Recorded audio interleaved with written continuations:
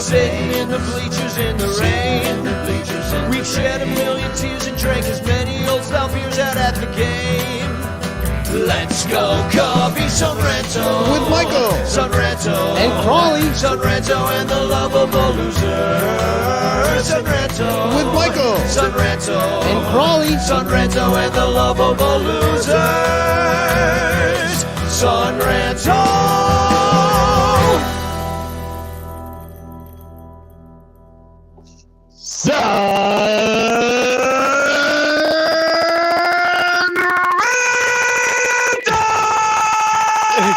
Okay, all right. All right, here's the thing. If you're going to be back on this show, we got to get you a new mic because I don't think I mean, that literally sounded like it was going through a spaghetti strainer and then coming out through a garlic press. It was awesome. It was totally blowing that mic out. Sounded like your amp was fucked. I crushed it all. Yeah. Well, welcome to the Ranto Show. My name's Danny Rock, and I'm joined by the lovable Lou Sears, who you just heard the strange strains of. And we also have Michael Cotton, straight from the library. Straight from the library. And yeah, we're nerdy like that. And then we got Billy DeVore from the new Nasty Boys podcast, and he's here to join us and talk about the Reds scoring the most runs since 1999 against the Chicago Cubs. This show is brought to you by our 112 Patreon supporters. Thank you very much for being a part of the Ranto Show. I guess Billy DeVore thought, hey, that's as good as it's going to get for me on this show. Might as well get out of here. I have no idea what happened with my camera. It just was like, you're done here. I was like, okay. So now I switched to my terrible Mac camera. So I'm here. You actually look more handsome with a worse camera, so don't worry about it. And as always, hashtag Chance in the chat, and you could win a Frank Chance postcard sent to you by me in the mail. Hashtag capital C Chance. And I'll try to remember to do. Oh, you know what? I didn't even set it up. I'm such an idiot. Well, let's talk about this damn Red Series, shall we? Boy, we called it. I'll tell you that much. Split. It was a split. Can I play the? I need to play the clip of us being really smart. Here we go. Do we have to take it rectally? Yes. Let's take our temperature. I'm thinking a split. Me too. Boring ass split. That's what's going to happen. Well, we're all boring this year. We're not trying, so let's just split it. Yeah, you take half, I get half. I'm going to say a split, but each split is going to be ridiculously lopsided. Like each game, like it's going to be 10-0, and then they're going to lose, 9-1. So not even good games to watch. I hate this. I feel like I shouldn't say this. I think the Cubs are going to go 3-1. They're just, for whatever reason, they seem to play better away from Wrigley. Well, I got one thing to say about it. First of all, that's why Crawley got fired. Exactly. Get out of here, dude. We're over you, man. Yeah, I will say there are 3 of us on this show right now that were absolutely correct, and one person that's not here that was wrong and is on a different show called Fly the W, which I can't wait to listen to, actually. Yeah, I totally forgot that I called some lopsided victories as well. You did. What was there at 11-4, and then whatever happened today, and then 20-5. Yeah. Oh, 20, yeah. Well, and also I called it. I was like, you guys are going to light up Tyler Mahle. He doesn't pitch well at home. Yeah, and you were right about that. Lit up. Yeah, and the thing I thought, Cotton, like you had it the best, it was the lopsided victory. I mean, but that kind of lopsided. Did you mean it like that? Did you mean 20-5? Yes. I mean, I said 10-1, 9-1. Like, I didn't know it was going to be that much, but and I think I also meant every game was going to be that way. And I think 2 of them were lopsided and 2 of them were competitive. So yeah. I'm always right. Just right across. I was gonna say half right, but nope, 100%. This in from the chat from David Elliott. Jesus, Lyle, it still sounds awful. Are you using leftover empty cans? And are you using leftover empty cans from the restaurant? God damn it, that better? You know what? Just use the audio on your phone itself. I am. That's what I'm doing now. Oh, all right. Well, it sounds exact. Go out and come back in or something. I don't know what to tell you. I think that's what COVID sounds like. Yeah. So is he using walkie-talkies from 1983? Yeah. Does he need to pull the antenna out from his hang down he's got going on? Terry writes Breaker 99. I'd like to talk about the Cubs.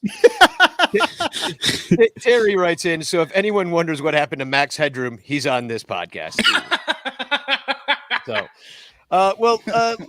the Cubs were outscored in this one, especially today, but the overall was 32-26. So that's not like a close margin of error, but it certainly is a fuck ton of runs.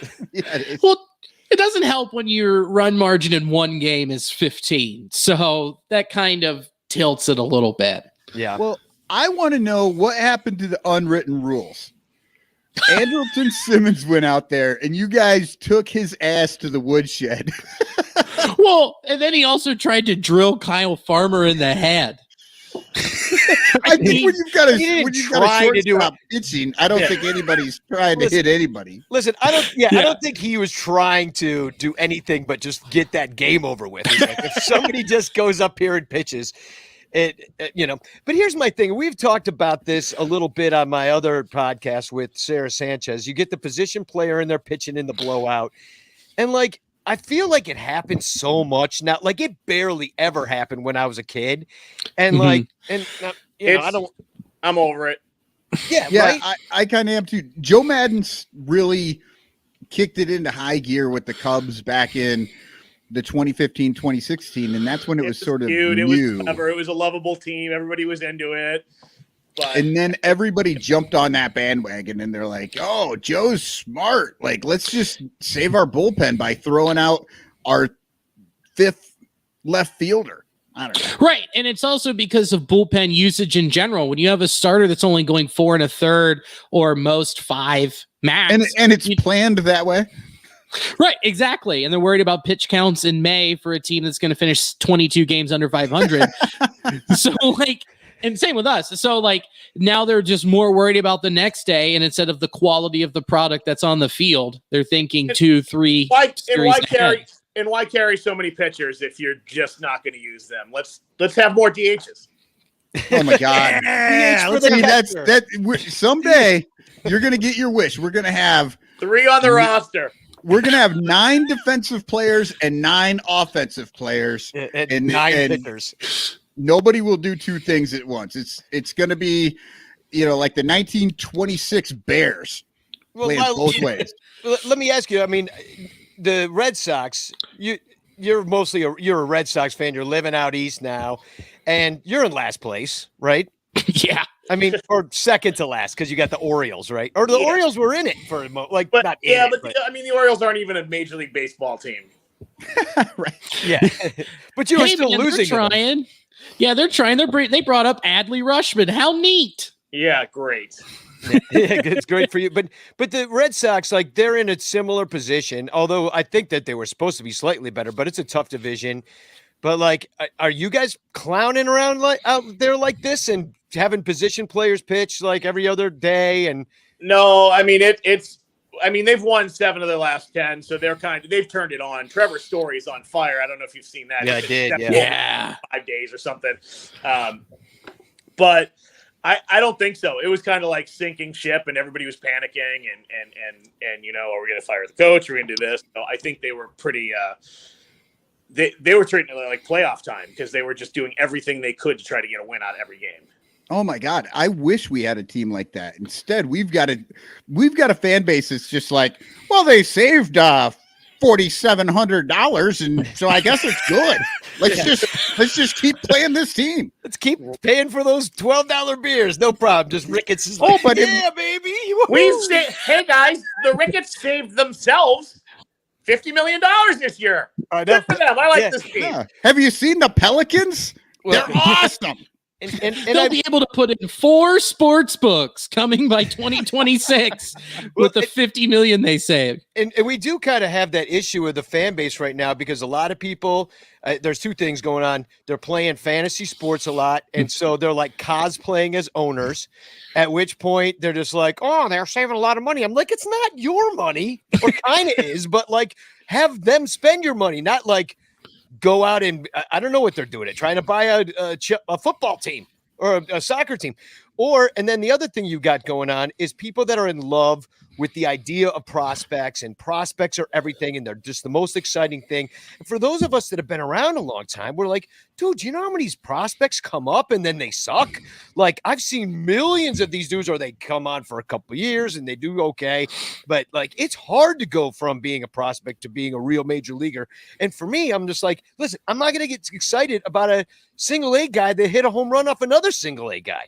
It's just not that interesting.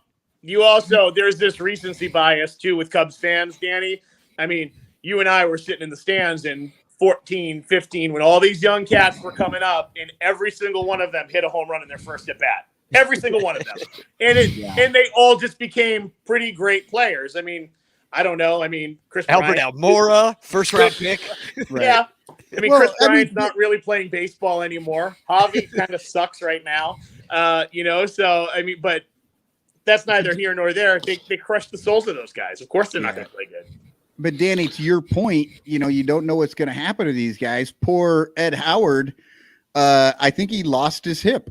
I think it just fell out of his body, fell out of his pocket. And who knows what's going to happen when he comes back? If he comes back, I mean, sadly, it's that bad of an injury. It sounds like it is. No, he's out for the entire year, and he probably will come back, and he's young. He'll probably heal, and they've, the Cubs have the best trainers in baseball. We know that from years and years of complaining about it.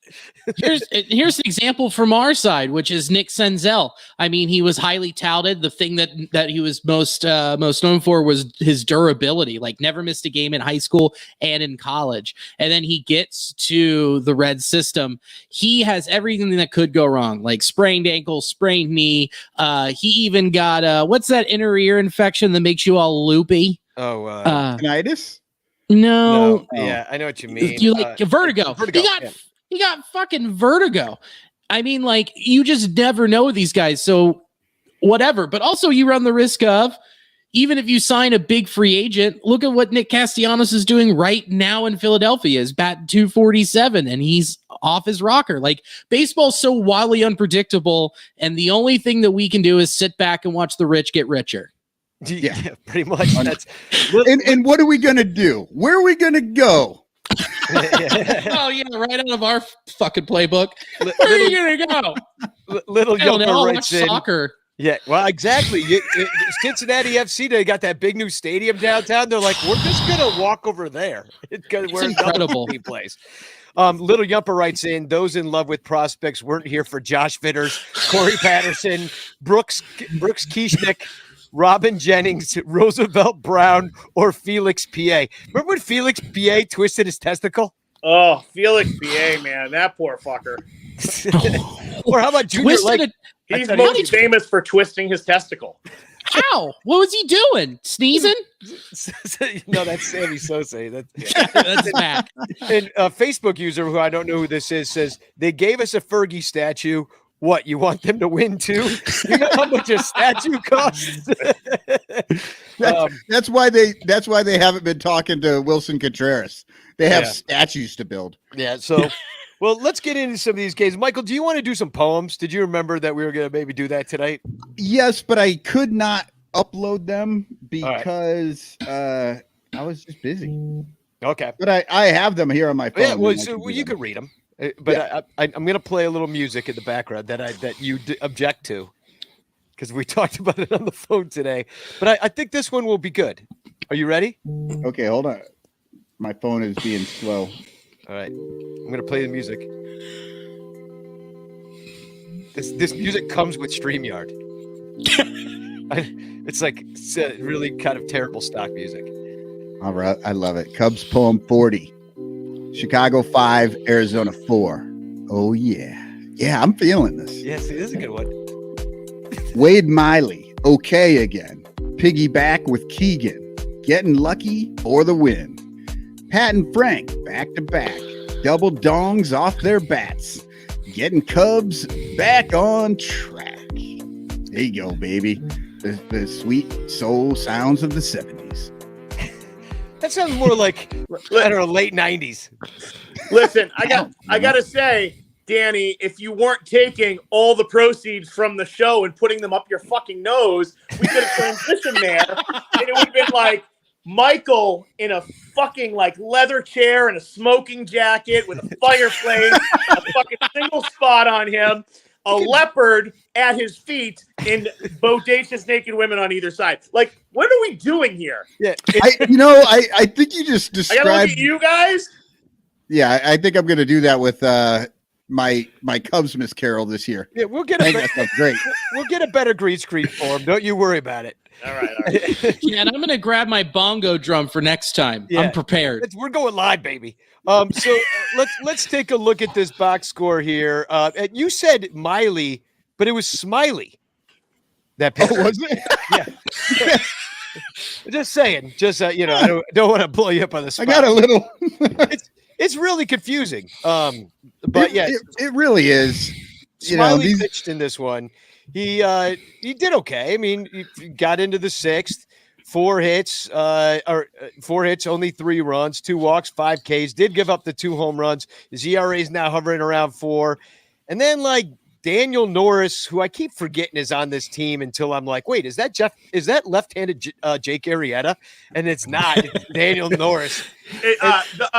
A little known fact: son of Chuck Norris. Oh, I didn't. That must be why he's good at karate chopping the ends of baseball games and making the Cubs lose. Yeah, he's better at roundhouse kicks than he is at pitching. Yeah. But yeah, I'm with you, Danny. Every single time Norris comes out there, I'm always like, who's this guy again? He's played in like, I don't know, 20 games, and I still don't recognize him every time he comes out. Yeah, it's just left-handed Jake Arrieta. And then for the Reds, we had Vlad Gutierrez, who, I hear by that horse sound you made that you did not approve. It really was a horse sound. Sorry, he brings me pain now. He was solid until his arm fell off in late September, but he is just hurling up 82-mile-an-hour changeups down the heart of the plate, and it's hard to watch. Yeah, he gives up 4 through 4 on 4 hits. He did strike out 5 in the 2 walks. And gave up the 1 home run. Who did he give that up to? That was the I'm looking it up right now. It was Patrick Wisdom. Oh yeah, it was Wisdom. Right. I was gonna say it was Hap, but like he got robbed by Senzel. Future. Yeah. So a couple of great plays out there by Senzel in this series. This one featured a foul ball that landed in a cup that was chugged by somebody, which if you think about the odds of it even landing near a person in that stadium right now, that's pretty impressive. Yeah, because now we are number 1 in lowest attendance in the National League. I think we're probably number 2. Where else are you going to go? I don't know. Stay home, watch it on TV with that TV money you're raking in. That's what you're going to do. Yeah. I love the beer catch. But it wasn't even a catch though. It felt like he wasn't even near his beer. His friend was like, "Oh my God, your beer just caught him." Landed in the cup holder of the like the beer was in a cup holder. It landed in the beer, and then he drank it out of the cup holder. I don't even know if it was his beer. We don't even know. Which is more impressive because of the way that the cup holders are angled. It's back, so the ball had to come in and then loop back down and in. Wow. It's the new ball. It's the new dead ball that just finds its beer. What one of these? Yeah, I've got one. Yep. It's weird. Yeah, here, throw it at your wall and see what it does. Lyle, do you remember who started that chugging thing? I feel like it was Chicago, but or was it like a Yankees thing? Like, who would lay claim to that? Like. Whereas, like, the wave was begun by San Diego. Happening because it was like 3 in one season. Mm-hmm. And they were I remember that happening with the Cubs, yeah. But I don't know if they started it. Yeah, I don't know. Yeah. So, the Cubs had a lot of opportunities. They did it could have been a lot worse for Vlad. Like, he got out of some bases loaded jams. let's see. I enjoyed I've enjoyed watching Almora have balls flying over his head. That was exciting to see. He's a good outfielder, but fuck him. He was an asshole to Crawley. He Good. Yeah. I got fired. Exactly. We need only Almora stands on this show. But the Cubs were hitting, in this game, and for the most part, it was like kind of fun to see. It was like the Cubs that we missed. These were the Cubs that could string the innings together. They go 4 for 11 with RISP. They only had 8 hits, but they took 5 walks. They did strike out 13 times in this game, but it was a good showing. And is this the one where Morel played shortstop? I think it was. Yeah, because it was like his 4th position in the first 5 games, and nobody done that since fucking baseball was invented or something. I don't know. He's a fun guy. They love that shit. They get so into it, and they'll tell you about it 12 times during the game. It's like, I mean, everybody plays 8 positions now. Like, that just is a thing that they never did forever. Did you hear that Frank Schwindel is the emergency backup catcher? I was like, oh God. I think just because people tend to throw balls at him in the locker room, and he catches some of them. Yeah. I mean, it's kind of the same job as the first baseman. I mean, except you're standing up. Yeah, you just get to wear a chest protector and a hockey mask. It's pretty cool. It's pretty cool. Yeah, that's why I did it. I'm like, oh, a costume? Woo! Doing Sign this. me up. But exactly. I would love somebody to actually wear like a Jason hockey mask out there sometime. That would be fun. Well, Morel, I mean, the thing about him playing shortstop, not only does it show off the versatility of what he can do, but he went and got a ball. Like I saw in the highlights, he just goes almost like up the left field line and caught a ball up there. And it's just like, we hadn't seen that kind of happening from like your Nico Horner, where it's just like the range is so much better. So I'm like, he is a he's what? Yeah. He's a magical mushroom. Very hardy. Yeah. I think that's right. I mean, just he got compared to Javi in some ways. He's hitting every single one of these games I think he's in. And I don't know, like, if so he's not like Javi in that sense. Well, we've seen even a little pop out of him. He's got the 2 home runs on the year so far. I mean, this guy kind of comes out of nowhere. He's not on anybody's prospect list. And just because he's on the 40 man, he gets a shot because Simmons was hurt. But now you're looking around and surprisingly you'd rather see Morel play, and you're like, well, I guess you signed Anderson Simmons and Nico Horner's back, and then David Bodie's going to come back, and you're like, why? Like, somebody's got to go, and they're going to send Morel down, and then our T-shirt sales for the Morel shirt are going to plummet, and at that point, I mean, I'll be like, what are we going to do? By the way, here is the Morel T-shirt that just dropped on In the Clutch shirts, which is such a great shirt. And if you go to In the Clutch shirts, use Sun Ranto as your code, and you can actually get 10% off. So here's something interesting I just looked up on Baseball Savant about Morel. He is in the 83rd percentile for max exit velocity, and he's in the 94th percentile for sprint speed. This is how we talk about babies. He's in the 94th percentile for length, and his shits are in the 85th percentile of health. My baby is the best. I'm just trying to help your guys' case here, okay? Yeah, to keep him up, but that's what I'm saying. They're going to bring back stupid David Bodie because they're paying him $1 million or whatever. They're going to keep freaking Andrelton Simmons up, who made a couple nice plays in this series, including that one. I forget which game this was, but he catches the ball and lunges for it, but he like can't hold on to it, so he like flips it back to Morel, who catches it. Which I think if it drops, I feel like he was doing that, like he thought that he had enough control over it, and he was just flipping it to Morel.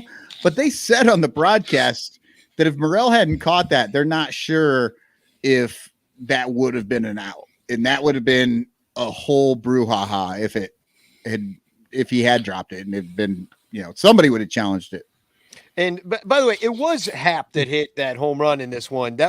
He hit the 3-run shot that broke it open to be 7-4 because he is just like Mr. Cincinnati. And I mean, if you're ever going to trade for anybody, it's got to be and build around. It's freaking Ian Happ, dude. Like he's got 2 more years on the Cubs. And if look at his numbers at Great American Ballpark. You know, It's disgusting. I'm putting it up, and let me tell everybody what it says.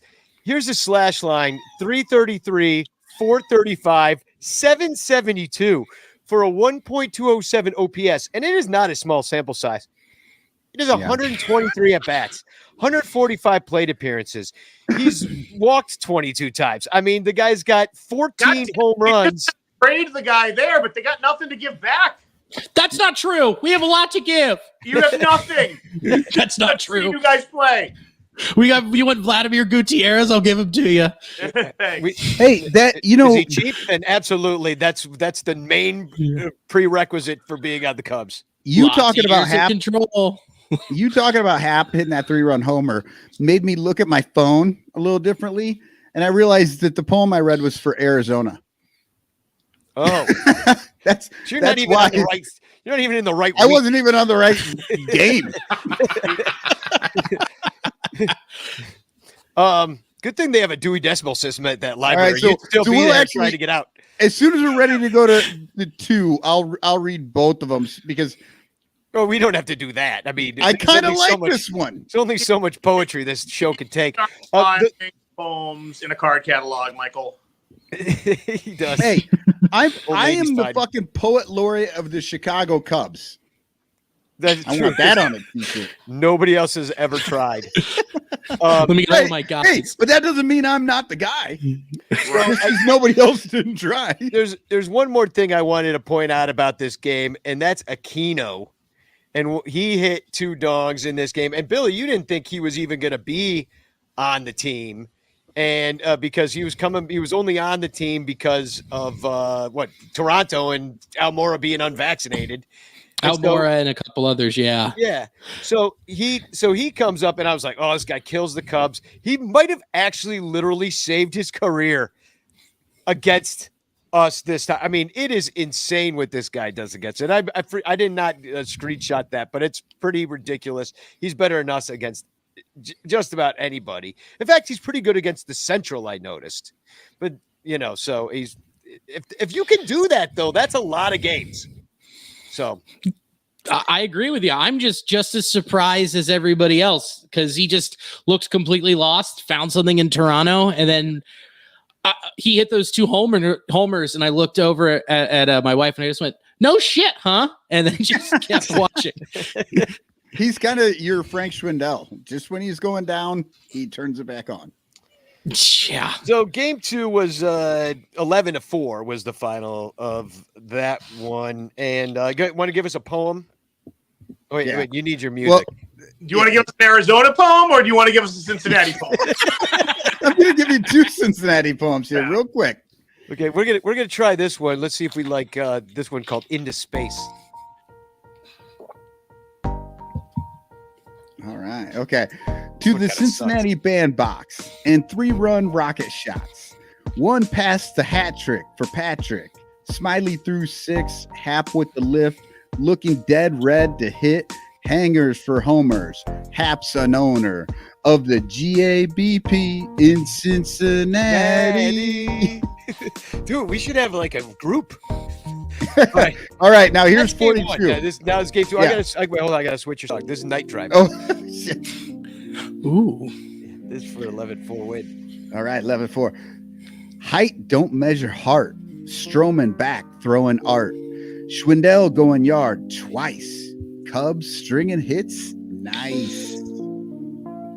That's it. That was a short one for that one. The song didn't even kick in. All right. So I had shit to do that morning, man. So Stroman, he started this one against Molly. Billy, you said we'd crush him. We did. That did happen. Let's take a look at the Reds pitching here. Oh no, that's the wrong game. This game. There's Stroman goes 5 innings, 4 hits, 2 earned runs. No home runs, which was nice to see, especially in the bandbox that is Great American Ballpark. And he managed 8 strikeouts in and I still think he might be working his way back. 97 pitches, that's all you're gonna get out of him right now. But he also did a second start since COVID. And then the Reds pitching, you had Molly. Yeah, he gives up 8 runs.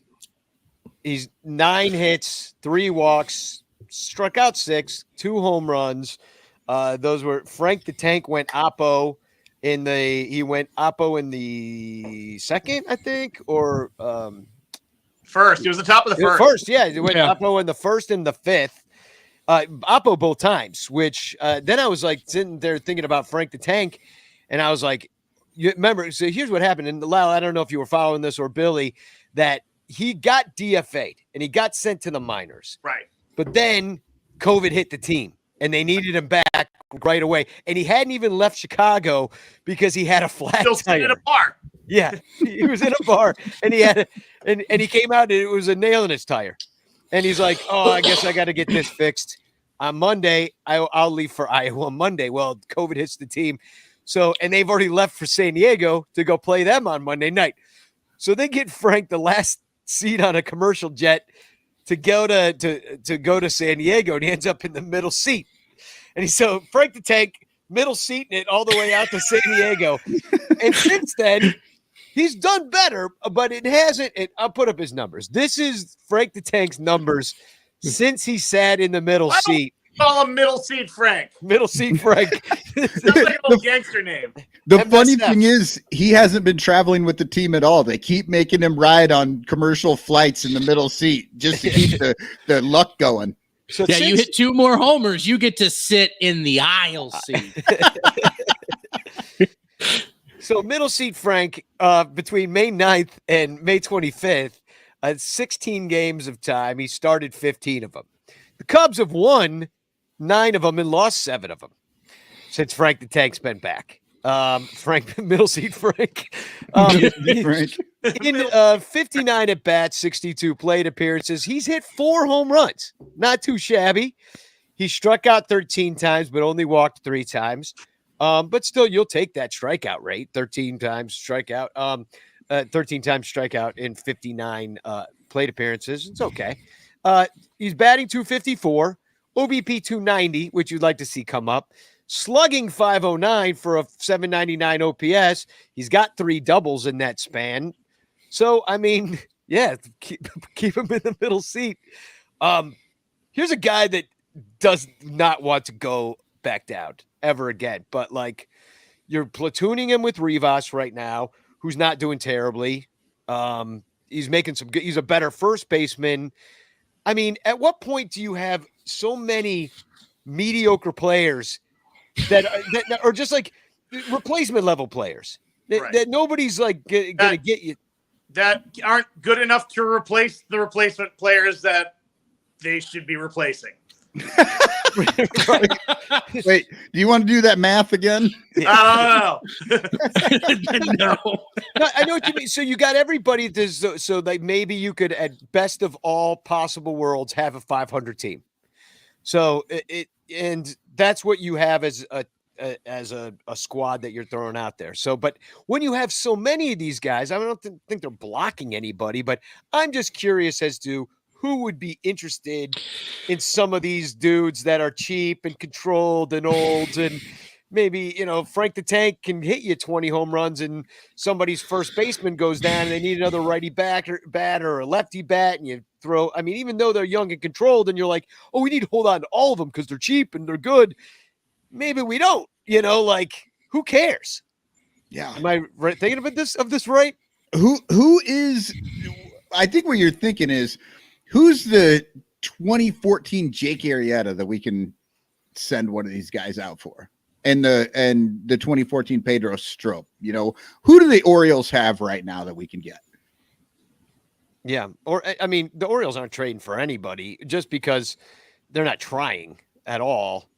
But I mean, there probably are some teams, like, look at the White Sox we're facing next. I mean, in every single offensive, they're done trading with the Cubs. I don't should think they ever want to do that again after God, why can't I think of the fucking closer's name that they never Kimbrel. use? Yeah, Kimbrel. Kimbrel, yeah. Facebook user says, cheap, controlled, and old. Sounds like my life. Pretty much. Bernie says Frank the Tank should be the backup catcher. Well, guess what, Bernie? He is.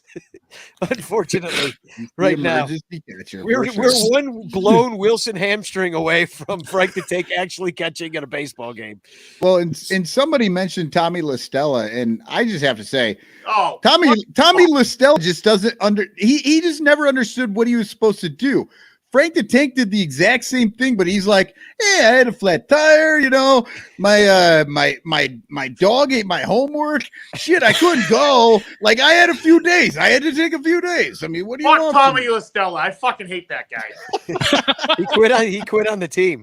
And then he was really good for other teams, which makes me even angrier. He comes out like we never give him a chance to play. We're like, Ben Zobrist is holding down the fort bet, watching his, wife cheat on him and stuff and all that stuff. And that Hey went man, down. Cuckin can win you a World Series. Oh man. Well, Cucking gets rings. Is that the new Yeah. shirt? Yeah, that's it. so I mean, I don't know what to make of this game. Cubs just kept hitting in this one. There was a lot of let's put up the box score here. Almost see who didn't have hits. Well, Suzuki didn't have any hits, but he did have 2 ribbies. Hap did not have a hit and struck out 3 times in this game, which was shocking. Wow.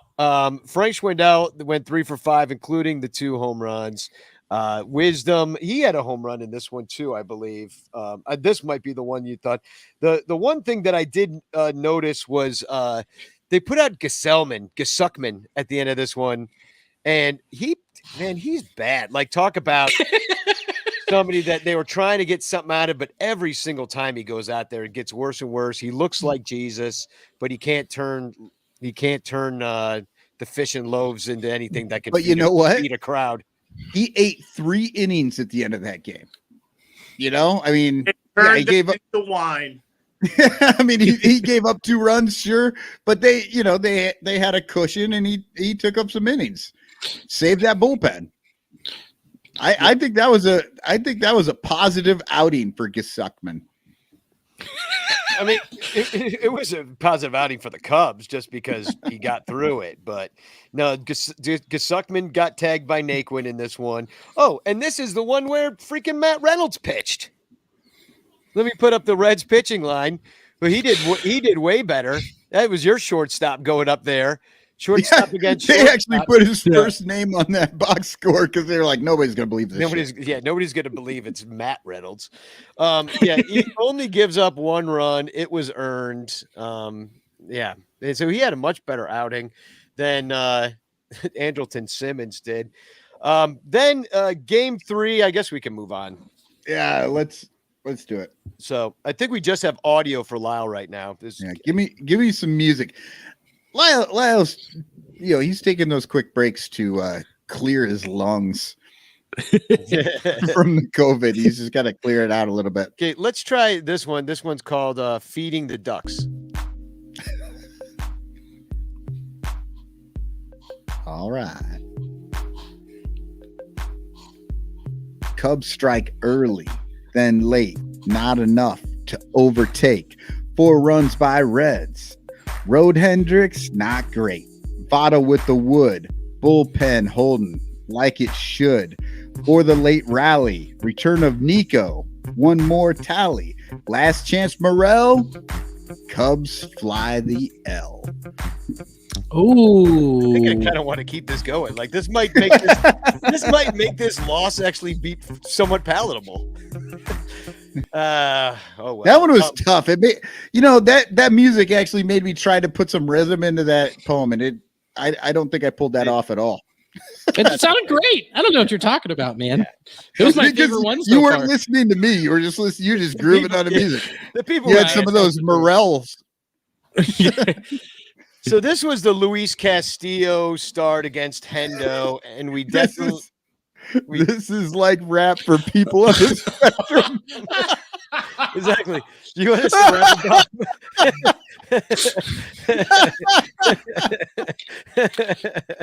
Oh man, that is good. So man, this was frustrating for a Cubs fan because basically Morel doesn't get that ball out of his glove play at second base. You don't turn the double play. And because of that, the inning continues and you score the run. And then, and that's really was the difference for us in the game. I don't know. The Cubs started out by hitting. Let's see. I got the game 3. Shoot, that's not in here. What's this? Oh, yeah. This is, Cubs got 2 in the first. Cincinnati came back with 1 in the second, then 3 in the third. What Joey Votto was the solo shot. That was his 5th home run off of Kyle Hendricks, and only his 2nd of the year. Yeah, he was out for a while with COVID, and before that, he was completely lost. Right, and before that, he was playing with COVID. He was tweeting about how his hitting streak, like when you're completely lost at the plate, it feels like a labyrinth. Like you try and find your way out, and then you just eventually do. But when you do find your way out, it just starts all over again. Yeah. Interesting.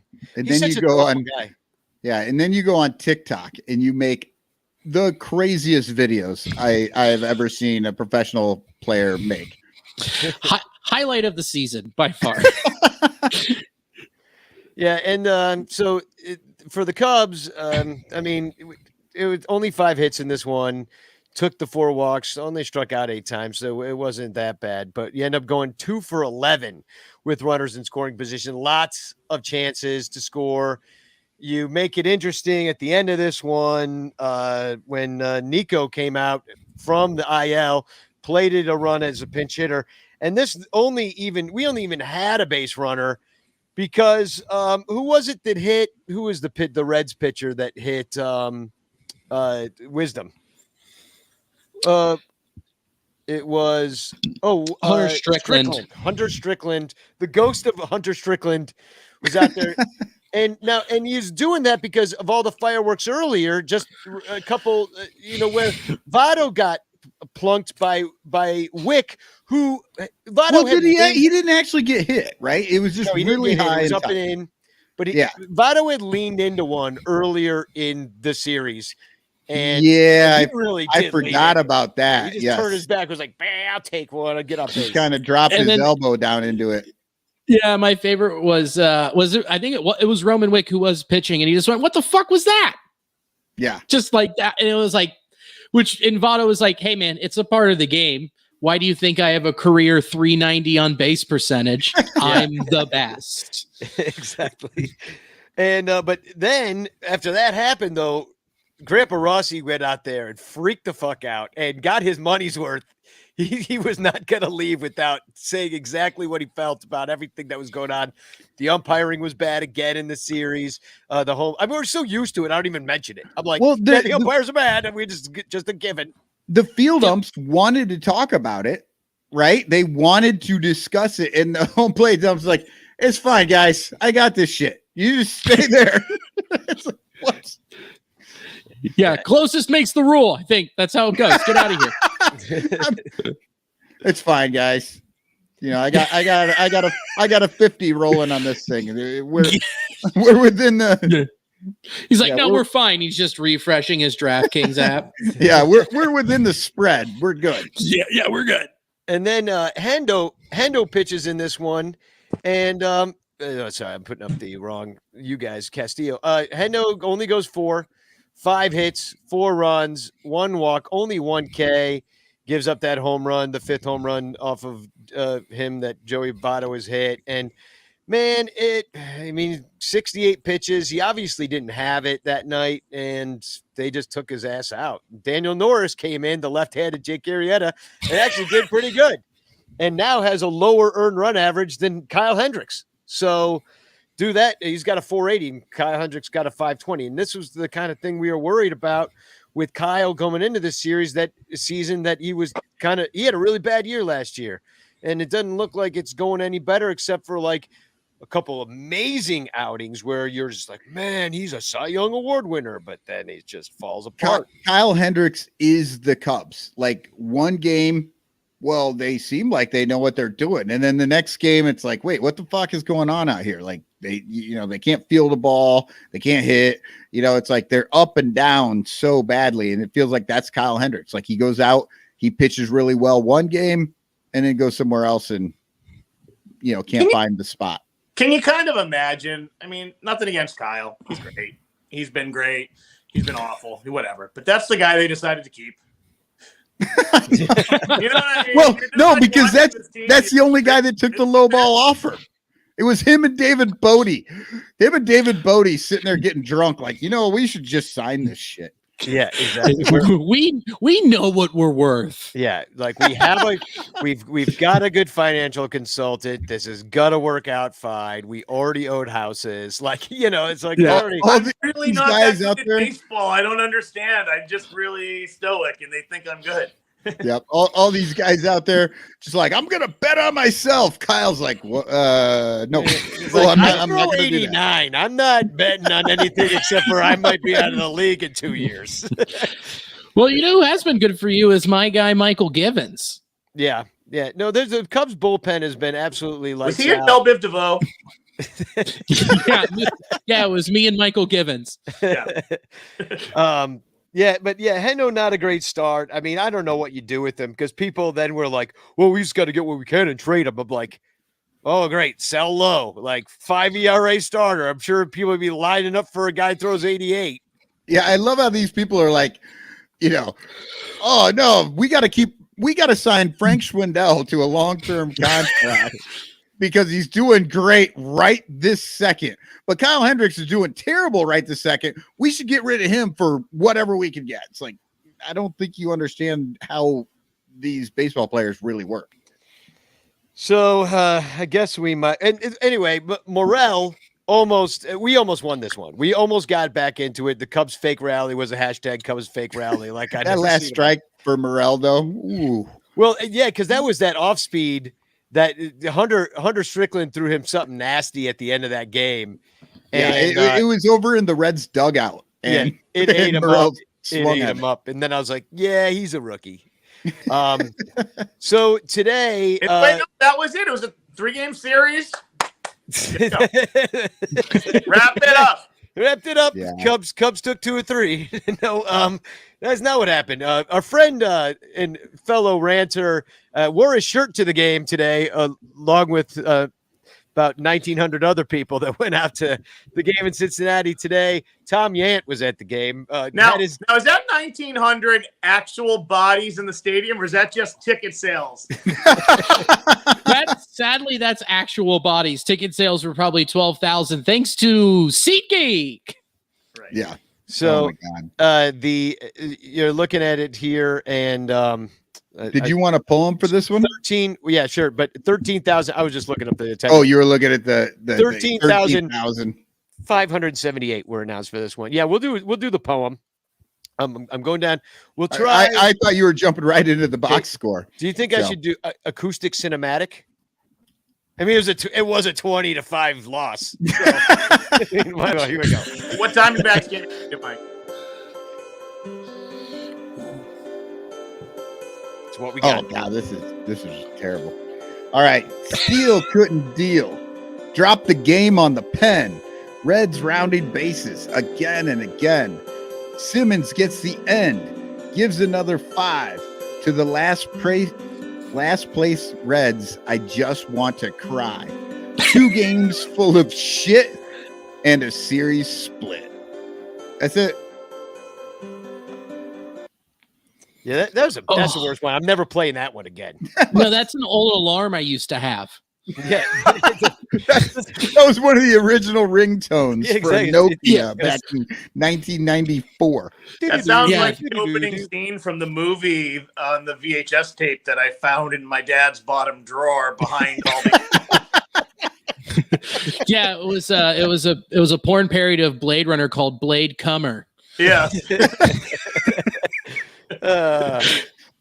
David Elliott writes in, I figured the Reds were doing an education day for local schools like all the other minor league teams. Yeah. So, Cubs lose 20-5. The Reds had scored 21 runs in their previous 7 games combined. And the season high run total up until today was 8. So they beat that by 12. Wow. They just, they weren't playing the right teams. You know what? You're absolutely right. We had the hardest strength of schedule to start out the season for the first 21 games. And then we finally get to play our competition that's at our level. And thank God I needed a reprieve. Yeah. So I guess the story in this one is Reds hitting and Cubs pitching. Can I ask, Cubs fan, Reds fan, do either any of you guys think that the Cubs or the Reds are actually the worst team in the division, or is it Pittsburgh? It's Pittsburgh. I mean, believe that. Isn't Pittsburgh in third? I know they are, but I mean, isn't it? Like, it's look at their run differential. They're like minus 83. I don't know how they won. Well, it's because they beat the Reds when they got no hit by the Reds. That's how they pull off a minus 83 differential. I didn't know we were doing low blows today, but here we are. Yeah, here we go. I mean, I think you're gonna have to wear that one for the Danny, whole rest do you of the think season. the Cubs are better than the Reds? I think the Cubs are better than the Reds. Do you think the Cubs are better than the Pirates? I kind of don't because, and I'll say why. I don't think they have the pitching, but they have a bunch of young guys who can overperform because they don't know that they're not supposed to be good yet. Whereas the Cubs have a bunch of old guys who are just like hanging on, trying to make a little bit of money so that they don't eat cat food when they're old. Yeah, the Pittsburgh team is actually has their entire minor league season system playing on their major league team, and they're actually looking like it's going to work out. Unlike the Cubs, who are probably going to send Morel down now that everybody's starting to come back, even though he's the guy that should probably get a chance to, So what you're telling me is the Cubs traded away everything, the most beloved team in Cubs history, a championship team, a team of the ages, for fucking nothing. Oh my Well, God. no, the Myrtle Beach is having a great season. I know the minor leagues in the Cubs system. Trust me, Cubs Twitter will tell you all about how great everybody's doing everywhere outside of Chicago. Yeah. Well, here's the interesting thing about Pittsburgh. Pittsburgh had their best pitcher right now, Jose Quintana, which is wild to say. They will ship him off at the deadline. Someone will take him. Any of their good pieces, they will move. So what's going to happen is they're going to call these guys up. Their arms are going to fall off or something bad's going to happen. O'Neal Cruz doesn't live up to the hype. And then they'll just tank. No, that's a possibility. But here's the thing. The same is true with us. Every single guy on a 1-year deal is out of here. Every single one of them. Miley.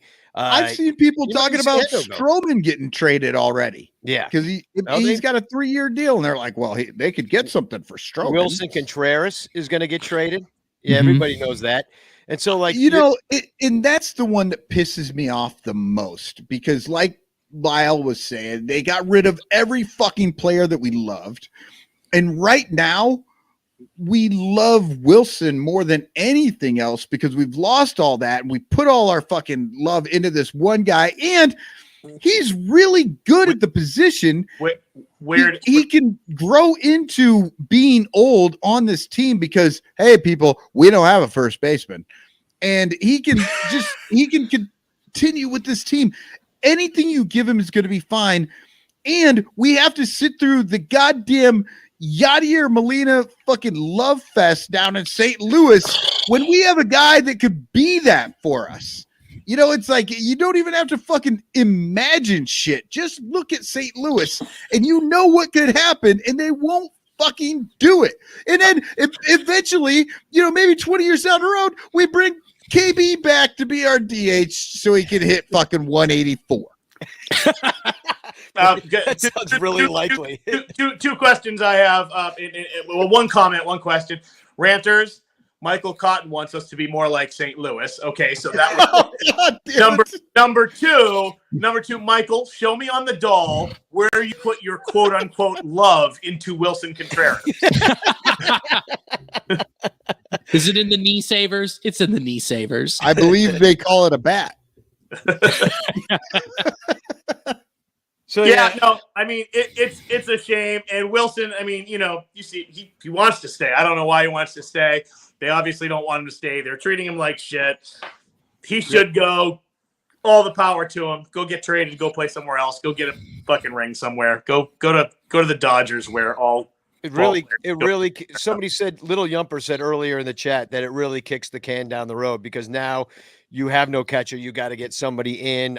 You look at the free agent catchers next year. They don't exist. There's nobody coming from the minors. Of all the talent we did get in those trades, a catcher was not one of them. We got a bunch of outfielders and infielders and pitching, but Terry E says can't keep Morel, can't call up Killian. Yeah, exactly. Because you got a 40, and I want to get to this because I just had a question in talking about Hayward, who's still on the COVID IL, which you don't need to use a 40-man spot for. So I'm like, how long can a guy? Maybe he has got long COVID. You know what I mean? Maybe we can pull that thing off. I'm still testing positive. I don't know what's happened. These COVID's been really struggling through the first 9 innings of COVID, and he's given him a real fucking speech there during this rain break. He had fucking COVID 15 through 18 too. Like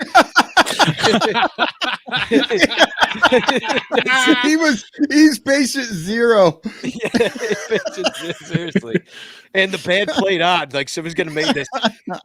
But no, I mean, yeah, I don't know what to do, but I'll ask that question later. But let's pinch off this series, shall we? And Andrelton Simmons pitched. That's all I really need to tell you. Yeah, I mean, he gave up 5 runs on 5 hits. Only 1 walk though. And you can't forget about Wick and Votto having to be separated again. Yeah, third time around. Surprising to me that, and then there was another hit by pitch by your guy Kunel. Yeah, that one was retaliation. He's a big boy too. And I'll tell you something, Joe Kunel built like a mule and also was on the he couldn't go to Canada list. Which if you look at him, you're like, that makes sense. He's actually vaccinated, but they're like, yeah, we can't send that kid to Canada. He can't come to Canada. No. He has 3 too many DUIs. Don't we all? Right. So Hunter Green pitched in this one for you guys, and he wasn't really throwing 100. You said he topped out at 98 before the show. The homer that Nico hit that was high and inside was 98. His slider was just off today. It was just in the middle of the plate, and his fastball was a little flat, and he wasn't placing it again. I mean, he just lost all the progress he had made in Toronto, and now it's just like that'll happen with a young pitcher like that, a guy who's like 24 and only pitched like 90 innings of professional baseball. But that's just inevitable, and you guys got a hold of him today, but I think we hit a little bit better. Yeah, we did 3 home runs. Wilson went back to back with Happ. Was it? I know Nico homered. We already talked about that. Who was the back to back? It was Happ, right? Morel. It was Happ. I'm wondering, was it more fun to watch? It was Happ and Wilson. Happ and Wilson. Yeah, that's what I thought. Was it more fun to watch the 8-run inning early or the 5-run inning against a shortstop? 5-run inning against the shortstop is pretty fun, right? Because it's not unique anymore. But no, you're just like you're thinking to yourself, no, just hit them all. Yeah, make them pay for putting a fucking shortstop out there. Well, if Tony La Russa was managing the Reds, he would have sent all those guys down.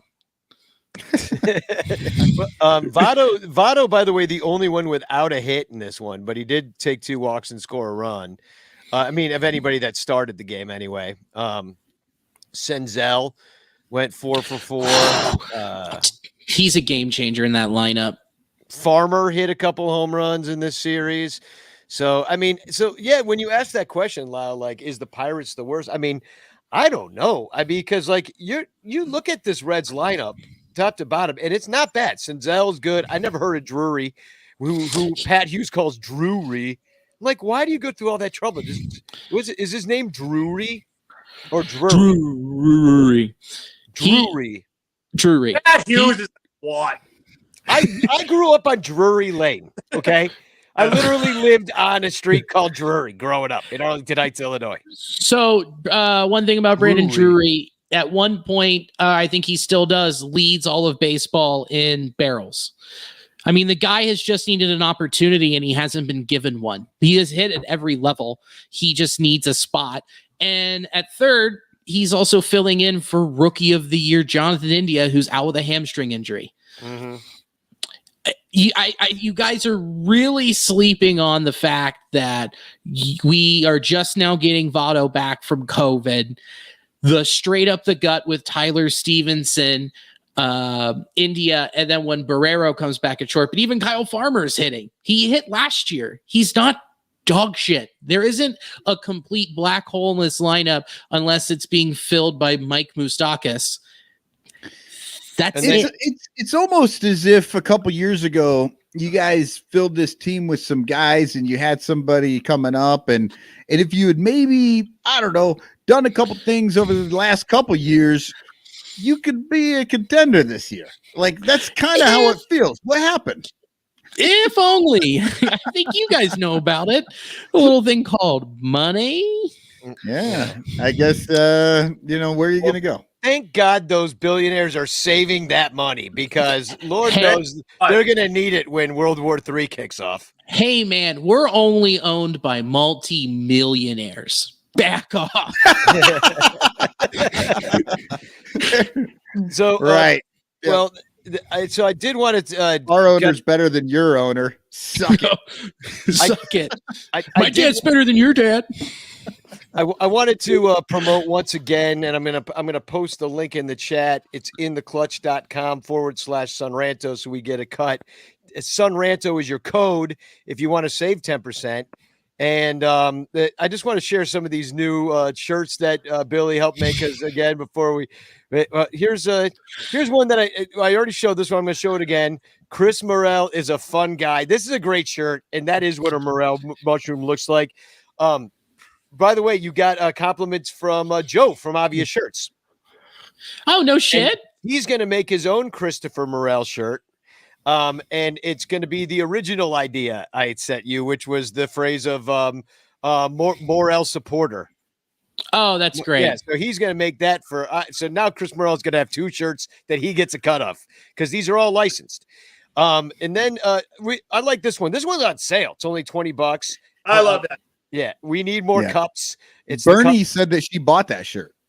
Oh, cool. Yeah, it's I saw we sold a couple because we have like $5 in the kitty right now. So I think that's the equivalent of selling two shirts. So that's a really great one for the cup snake enthusiast. And then there's this fun one from Ian Happ with the waffles. I own this one that you gave it to me, Billy. And it's like fly the waffles. And then there's a Shy Feds shirt, which is pretty cool. It has the old Shy Feds logo. But this one, I think, really takes the cake. And you're so brave for putting this out there. I don't know where you can wear it, but a brand new Clark the Cubs shirt that is for sale on the website comes in gray and blue. Fly the W, which I guess in this one stands for wiener. And I had told Billy, I said, poor Clark's only at half mast. Yeah, he's been swimming. Tom, what are you talking about? That's huge. Yeah. I'm saying it's just, it's not all the way up. I mean, he's a bear. You're expecting a little more. It's small for a bear. Yeah. So this one, it's Clark the Cub in that famous. That's the next shirt. It's small for a bear. It's famous for getting shown on the news. It comes in two colors, gray and blue.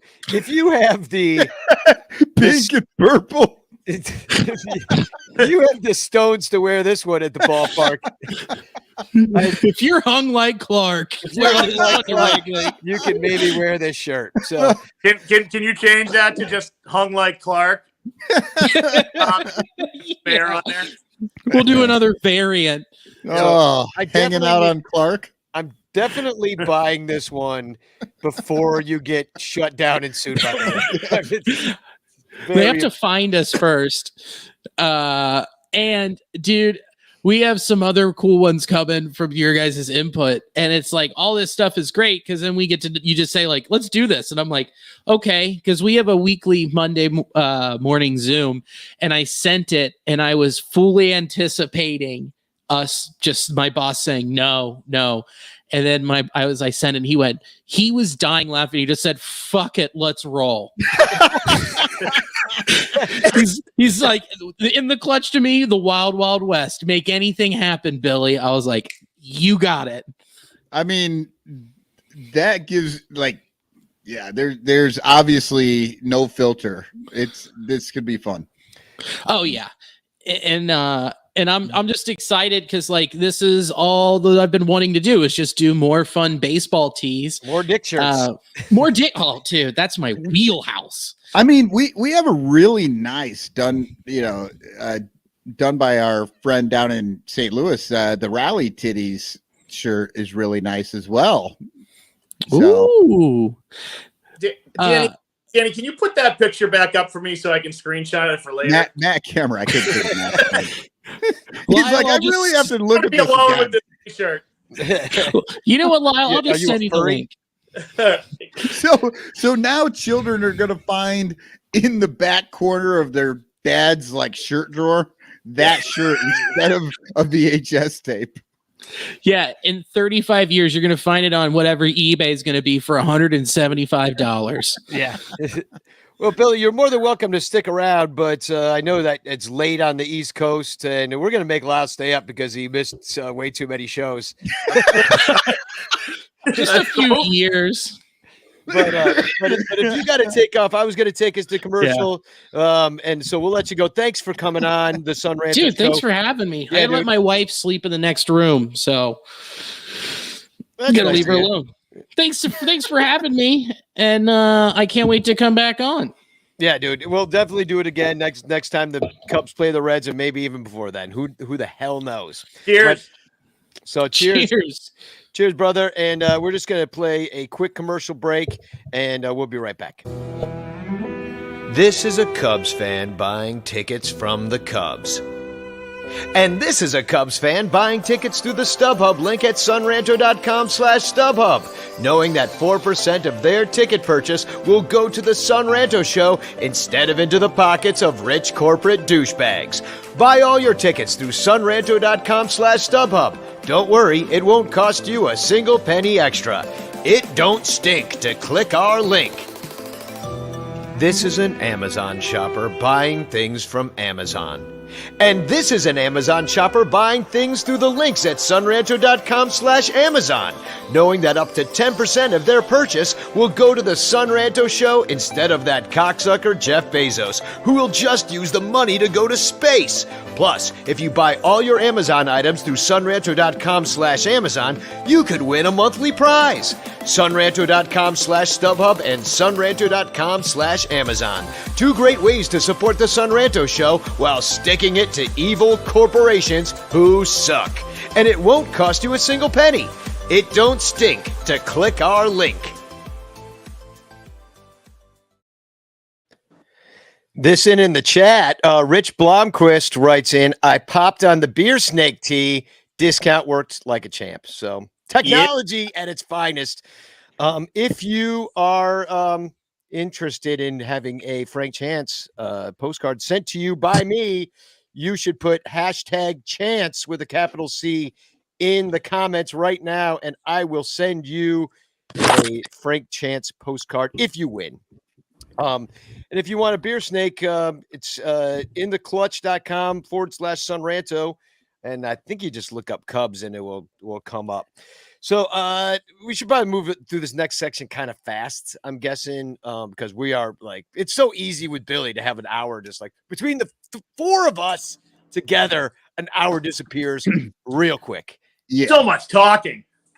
So much. It is a podcast. So much talking. So, Marquee Network it basically it becomes the Fox News of baseball networks with what they did today or just the other day when they hosted their own show, which was supposed to be called like The Reporters, which was like kind of the old sports writer show thing that they did. The sports reporters, yeah. Sports reporters. And so they had a bunch of Chicago personalities, such as Bob Surratt of WGN, David Haw of The Score, Peggy Kuzinski of ESPN 1000, and Maddie Lee of The Sun-Times. And they had begun on the show in the taping to discuss different approaches between former Cubs president Theo Epstein and Hoyer, who has been reticent to describe his plan as rebuilding. So we don't get anything out of Hoyer. We get it. We got a novel from Theo Epstein, who loved to wax philosophical, but this guy does not. Let me get rid of this comment in the brand real quick so I can read the rest of it. After Kuzinski and Haw spoke, Lee said she was about to speak when a producer said they needed to restart the segment because of technical difficulties. But before they began, the panel was told to steer clear of talk of transparency. Maddie Lee said, "We all looked at each other very confused, like, is this happening?" I said, "It's peak irony that they're going to blame technical issues in restarting a segment about transparency." If people only knew how much we edited out of this fucking show. Seriously.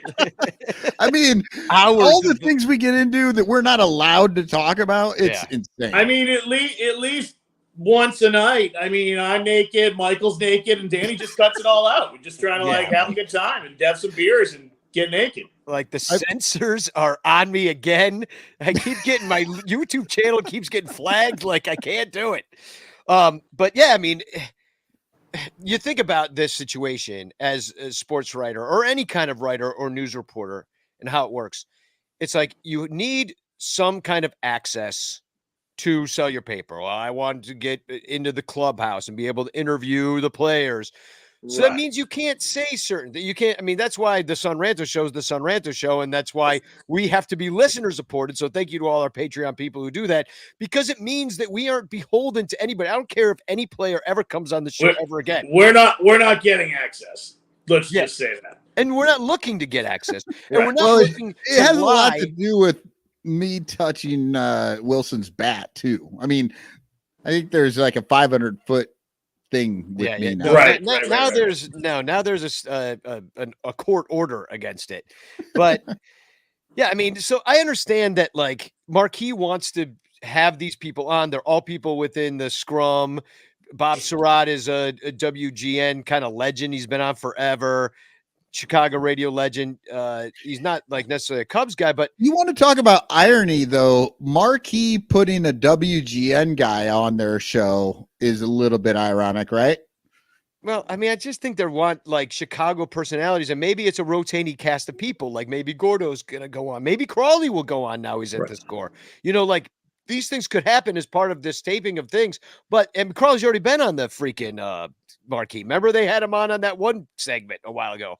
But like in 2020, when they were like scrambling for anybody to come on, they're like, but what I'm saying is like they want to produce this, but they want everybody blowing sunshine up their ass. So like, at what point are these reporters just not even going to participate in this because it's not good for their other publication? Because nobody's going to trust what they say. I'm just saying, like, I wouldn't. Well, I mean, it just in the end, it's just pretty weak. Weak sauce. Really? What are you so afraid of? It is just baseball, right? Yeah, and they're like they stink. Yeah. I know, but they're not liked. Like, just own it. Just realize that people don't like you, Mr. Ricketts. You're just suck as a human. And the people of Chicago are never going to be fans of yours again. Nobody had a city more in their hands than that family did when they won that championship. and they took their hands and they put them between their legs and they took a big dump on it. And they threw the dump at us. Yeah, they made and us it's just eat the like dump. I mean, you just if I had told you, Danny, in 2014, when we're sitting in an empty stadium and they lose 106 games, or what the fuck happened, I don't remember what year that was, but that in 2 years, the Ricketts would have turned that thing around, won a championship, but by 2020, they would be the most hated family in all of Chicago because they destroyed something beautiful. You'd have never thought it, right? Yeah. Yeah, you wouldn't have thought it. Well, And, in talking about marquee, I mean, I believe a few years ago we talked about the idea that this is a station run by a conglomerate of conservative sort of news things. Sinclair Network. Sinclair. And we brought up that this was a possibility. And how many people said, oh, they're going to leave it alone. They're not going to touch it, blah, blah, blah. Well, they may have been talking about like, yeah, we're not getting, maybe political stuff. I don't know. I never watched fucking Marquee, but this is the mindset that the people that come on need to be towing the company line, right? And, pumping up the Ricketts. These are your marching orders. Do not stray or you will not be back and you will lose access. Yeah. And so I think we're being, our takes on this from way back when are starting to come to fruition. Maybe not like as well, and maybe not as terrible as we thought they might, but it still is happening. If they were to have dissenting views come on their network, just like on Fox News, like they'll have the one guy that comes on and is just like the voice of reason, but they just bring him on to shout him down. They make sure he's not the smartest one that will talk about it. And the liberal people do it too. They'll bring on the one conservative who just to shout him down. So, but how much more respect would you have if you allowed true dissenting voices, especially for something that doesn't matter like baseball? Right. Like who cares if they're like, he's not being transparent about the rebuild. It's like, who cares? Like everybody knows it's a freaking rebuild. We're not dumb. We see the freaking record. We see who's playing out there. My mom's like, who the hell are these people? Nobody. Yeah. She knows like two guys. Like, even people that watch all the time, if you miss a week of this, you have no idea who's on this team. I mean, I've been playing a little catch up, getting ready to come back on the show, and I'm just like, who the fuck are these guys? Have any of these guys ever played baseball before? I thought of that I needed to like give you like a refresher course. And, like, I needed some flashcards. There's a lot. It's wild. It's going to take me a couple weeks to catch up. That's why Lyle keeps dropping out. He's got to go back and check his notes. I got to go check my notes. And then the other thing that happened, now here's a message that we could put out there because there's an entire building for sale right on Sheffield, right in front of, and I didn't have the picture of the building here, but I do have the billboard, which is on top of it. I guess that's the old Torco building. Just people were saying that online. They could be wrong though. And it's right in between other rooftops. It has no view. It looks at the back of the right field video board. And we can take out a billboard. And I was like, hey, how much could it be? And so I called him. Put that Clark the Cub thing out there. Oh my God, the Clark the Cub with the dick. Oh my God, yes. Somebody suggested that we put up the picture of Tom Ricketts being booed at Marquee when he announced Marquee Network when he was like, right. Yeah, that'd be a pretty good one. Here's that. We put that up on the billboard. What? What do you got to get the Marquee Network? But I called this number 844-465-3515. And it was boo-doo-doo, the number you have reached. Like nobody has this number. So that's kind of messed up that you would have a giant not in service number on a billboard. Like somebody paid a lot of money to even make that giant number be on that billboard and it's not in service. I did email Are them. we sure that number's not the new Emis Catuli? That might be true, Michael. Yeah, it could be. Yeah, you're right. I didn't even consider that. And then the billboard at Wrigley at gmail.com, I did write to them and I was honest. I was like, hey, I think a bunch of us would like to pitch in and do something up there, if you don't mind. But the whole building's for sale. So if you, it's only like 1.5 million, which I do not have. Like it could be 1.5 billion. It wouldn't matter. I can't. Oh, Michael, Danny doesn't have it. The check's in the mail. Like what? Like he acts like we don't know. Hey, it's coming. It's on its way. I just like my PayPal. Where's my 1.5 million? Well, my PayPal got messed up. And it like I couldn't remember the password, so I had this code, but it was sent to an old email. You know how it's hard to log in. But I mean, we have talked about this, right? Doesn't it take like 500 people for like $3,000? Yeah, 500 people at $3,000 a head, and we could actually buy that building for 1.5 million across. All we have to do is we could buy the building with 500 people, $3,000 a head. And everybody gets a key. Yeah, Lil Yumper says we can do it. Yeah, we can do it. Nobody has any clue who's there at any given time. I mean, it doesn't have a view at all. You just literally look at the back of the scoreboard. The bathroom lines are going to be a bitch. Yeah, 500 people. There's only 3 bathrooms. It's a 15-bedroom, 1-bath. Yeah, it's in Chicago. It needs renovation. But I did enjoy this comment that was on I think it was on the Ranchers page underneath this picture. And Rich Blomquist says, "Welcome to the friendly confines." This is what we should put on the billboard. "Welcome to the friendly confines, except to those assholes from Iowa who only come here for 20 games a year." An homage to Bleacher Jeff's seat rant. All right, how about Jason Hayward, COVID IL? There was a little bit of something going on Twitter about it earlier. I thought, I mean, 40-man spot, Morel. I mean, if Jason Hayward comes back and they send Christopher Morel down, everybody's going to be really mad about it. Oh, but if Bodie comes back and they send Morel down, it'll be fine. Even be more angry. I mean, at what point? I mean, Lyle, wasn't there a guy in the Red Sox that they just totally cut bait with because he was so bad? Yeah, I mean, at some point you just got to do it. And I don't know. I mean, at what's worth keeping him? I know you got to pay him either way, but at some point, who cares? I mean, they should just make him a coach. Take DFA him, be like, you're our guy, and you're a new outfield coach. Teach these kids how to play the outfield, how to conduct themselves on a baseball field. The other coaches are not going to be happy that he's making $30 million a year and they're making $50,000. But that's a done deal.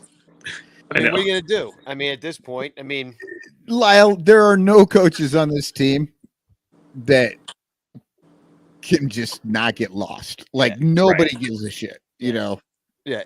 Yeah, I would say that. And then just a couple of notes that Nico is back, and we saw him come back in a big way. Hit a home run, got a hit in his first at bat the other night, almost helped us win the game. Speaking of the coaches, Jonathan Moda. Yeah, and he's really a coach on this team. I asked you this last time. He's an assistant. He's right. some sort of fucking assistant. I don't know. Whatever. And then Gomes got hurt, his oblique. So now we really don't have any catchers. So you really might see Frank the Tank catching. Oh my God. That's crazy. Yeah, really could happen. Because Wilson, he's back. It's a good thing we have a DH. Sorry. Yeah, well, now we need 3 catchers. But the one thing I thought about, we saw Andrelton Simmons make some good plays in the field. He can't hit his weight. But, I did hear that Ross, we all assumed that it would be Horner playing second base and Andrelton Simmons at short. But Ross on a pregame show said, no, Andrelton Simmons will play second base and Nico Horner will play shortstop. What? Yeah.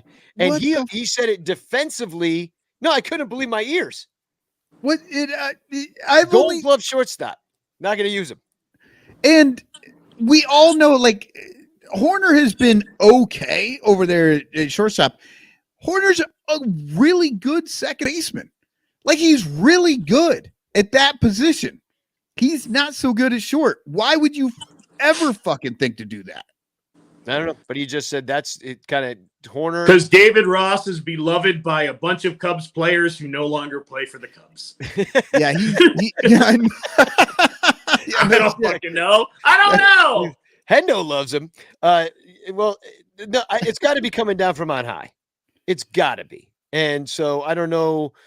Is Andrelton Simmons literally just the backup shortstop? And Also, he's like, why isn't David Ross the backup catcher right now? He's not doing anything else. 40-man. There's nothing to manage. They just DFA. All they do is they'll DFA Hayward just to have Ross catch. Oh, there's definitely nothing to manage because they call him from the fucking front office to tell him how to do shit on the field. But yeah, PJ Higgins is up. So I guess that's your guy right now, if anything. I mean, Wilson took himself out of the game the other day. So, I mean, you're kind of playing short. This was an issue last year, too. They had 10 different catchers or something like that last year. It was just awful. You know, speaking of that, like we were, I actually heard you and Sarah talking about it on that other podcast that you do. And Cup of Cubby Blue. Yeah. And like, you were talking about how Wilson's having a really good year and he's able to take a little bit of a break because Yan Gomes is good, like defensive catcher at least. And he's been hitting okay. Like he's not a complete black hole. So, you know, everything is fine in order to do that. And I'm sorry, but weren't we talking, I don't know, fucking like 5 years ago about how Wilson Contreras they need to get like a veteran catcher to help this motherfucker out and like just help him, talk to him, be a person in the dugout for him, catch a couple of days a week, let the kid do what he does and be comfortable. And they never did it. It's like I never went to go get my doctorate or become a sir.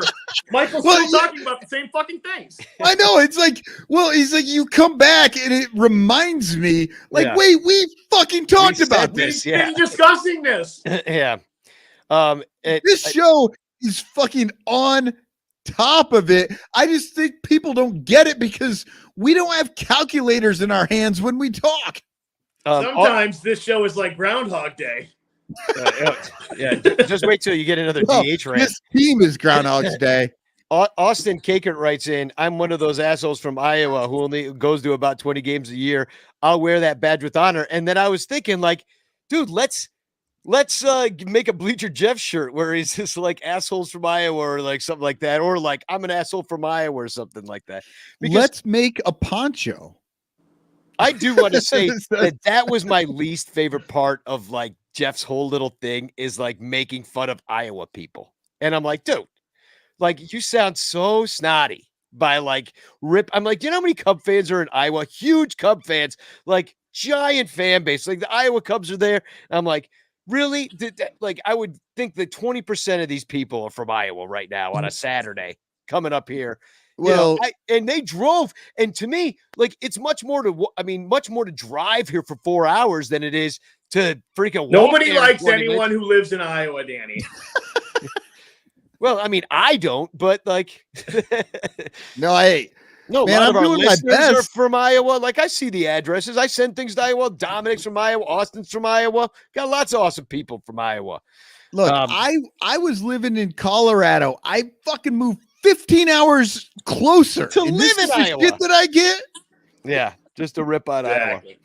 But we're going to take one more quick break. We got a little Patreon commercial, and then we're going to come back and we'll do a little quick White Sox preview, and then we'll be done.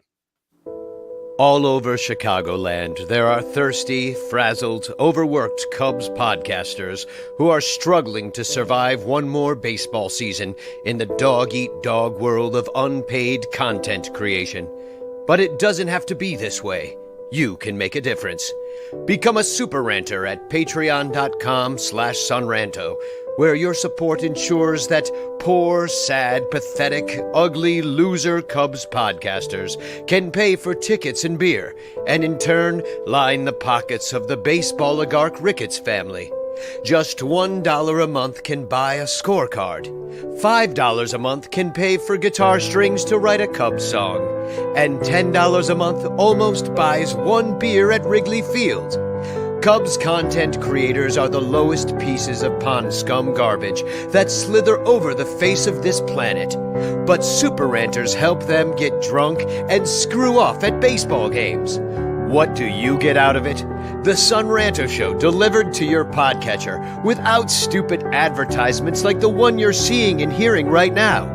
Plus, at other Super Ranter levels, you can get Cubs music, access to private Sun Ranto pages, the Ranter calendar, and special thanks and Ranter recognition in our live broadcasts. Plus, eligibility for monthly prizes. What does Sun Ranto get out of it? Your money.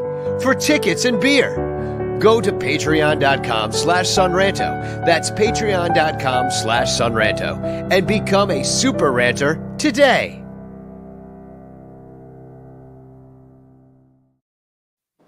Well, the White Sox are losing right now to the Red Sox. Yeah, baby. It is 14-7. They're getting their asses spanked. Red Sox are on fucking fire right now. That offense is crunching.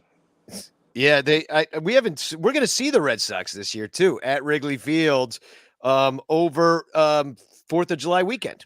Yeah, I know. I was going to try to come out for it, but yeah, 4th of July is kind of the tough weekend. Tough weekend to get away. Yeah. Because I was thinking the same thing. I'm like, reunion. If it was like, fucking 4th of July. 4th of July. Oh God, no. We'll do someday in September when we pay 75 cents for bleachers. Or we will.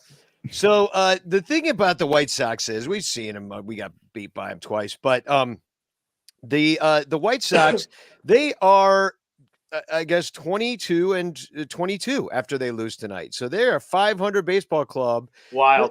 But they're not scoring runs. And now they're hurt. You got Luis Roberts hurt right now. He's not hurt. He's got COVID. Eloy's hurt. They just lost Joe Kelly. So that's a huge piece of their bullpen right there. Is he actually out? Because I know that he 15 days.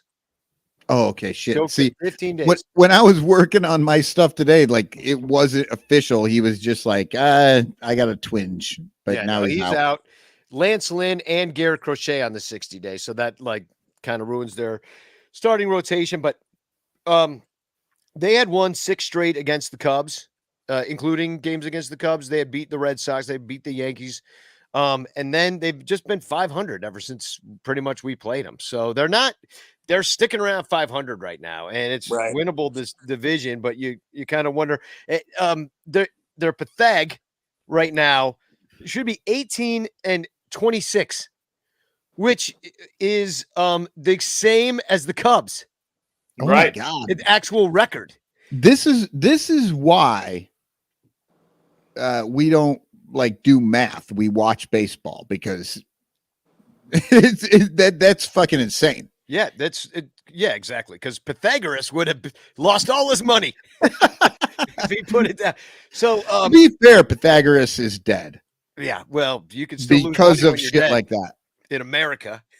So so here's some of the numbers. Offensively, the Cubs have a better OPS. They are 703, which is average in the majors, to a 647. The Sox have the 5th worst OPS in the major leagues. And here's something crazy. Unexpected. And here's the other thing about it is that they're terrible against righties, just absolutely dog shit. And that's why, because it is Miley and Smiley's turn to go right now in the rotation. But because of the off day, because of the way things worked out, they are able to throw, they're going to throw Keegan Thompson, a righty, on Saturday for the night game. And they're going to throw Stroman because he pitched Tuesday and it works out with his 5 days. So, and because Miley and Smiley are lefties. So they're just not doing it because the splits are this: 621 OPS versus righties, 621, which is 3rd to worst in the majors, and versus a 738 versus lefties, which is 6th best. Wow. It's huge. So good for us for trying to win 2 baseball games. Right on. Good for us for having the major league schedulers give Chicago a fucking day off on a Friday. Yeah. What a bunch of idiots. Yeah. Fuck. But hey, I guess, all right, it's fine. These stats are from earlier today. The Cubs have hit 6 more homers. The Cubs do strike out more, and the White Sox don't strike out much. The Cubs are 11th in taking walks. The Sox have taken the least walks in Major League Baseball. The Wow. least. That also a surprise because that's a lot. I mean, you're thinking like get on base, hit the home run, get on base, hit the home run. Right. That's not how LaRussa does it. No, he's like, yeah, kid, I want to see you hacking. Swing, kid. Both teams are averaging stolen bases. The Cubs have scored 38 more runs, and the Sox, and then that's 10th in the major leagues. The Sox have scored the third fewest runs. Third fewest. Surprising. Their bullpen is terrible. They have a 4.20 ERA versus the Cubs 3.22. Nice. However, the Cubs have given up the third most home runs out of the pen. And Andrelton Simmons didn't even give up one. The Sox have walked the fifth most batters. So the Cubs have the most strikeouts, and the Sox are 10th. But I mean, the Cubs are better at their bullpen. They're better at baseball. Yeah, they're better at, except for winning. The actual winning of games. Right. That's the one that we're kind of coming up short on. We're stats guys now. We don't win. Like it's like pitchers' wins don't count, right? So do wins and losses actually count? So, it started with Lyle, have you wins. seen how hard the Cubs have been hitting these outs? Right. Yeah. 108 miles off the bat, right into a glove. Andrelton Simmons. Did you see the angle? Did you see the fucking angle? That was that's an expected weighted on base percentage of 950. Well, guess what? There's your 0.5 right there, asshole. So he caught it. So, but it's the starters. 3.68 for the Sox ERA versus 4.60. The Cubs have the fifth worst innings pitched for starters. So they're just not getting it done out there. Defensively, the Cubs' DER is better at 693 versus 681, which is worse than league average. The Sox have 4 more errors. Both teams are worse than league average with that. And the Cubs catchers are above league average in throwing out runners, and the Sox are below. So every single defensively, they're worse. That's honestly a surprise. They got more wins, though. That's the LaRussa factor.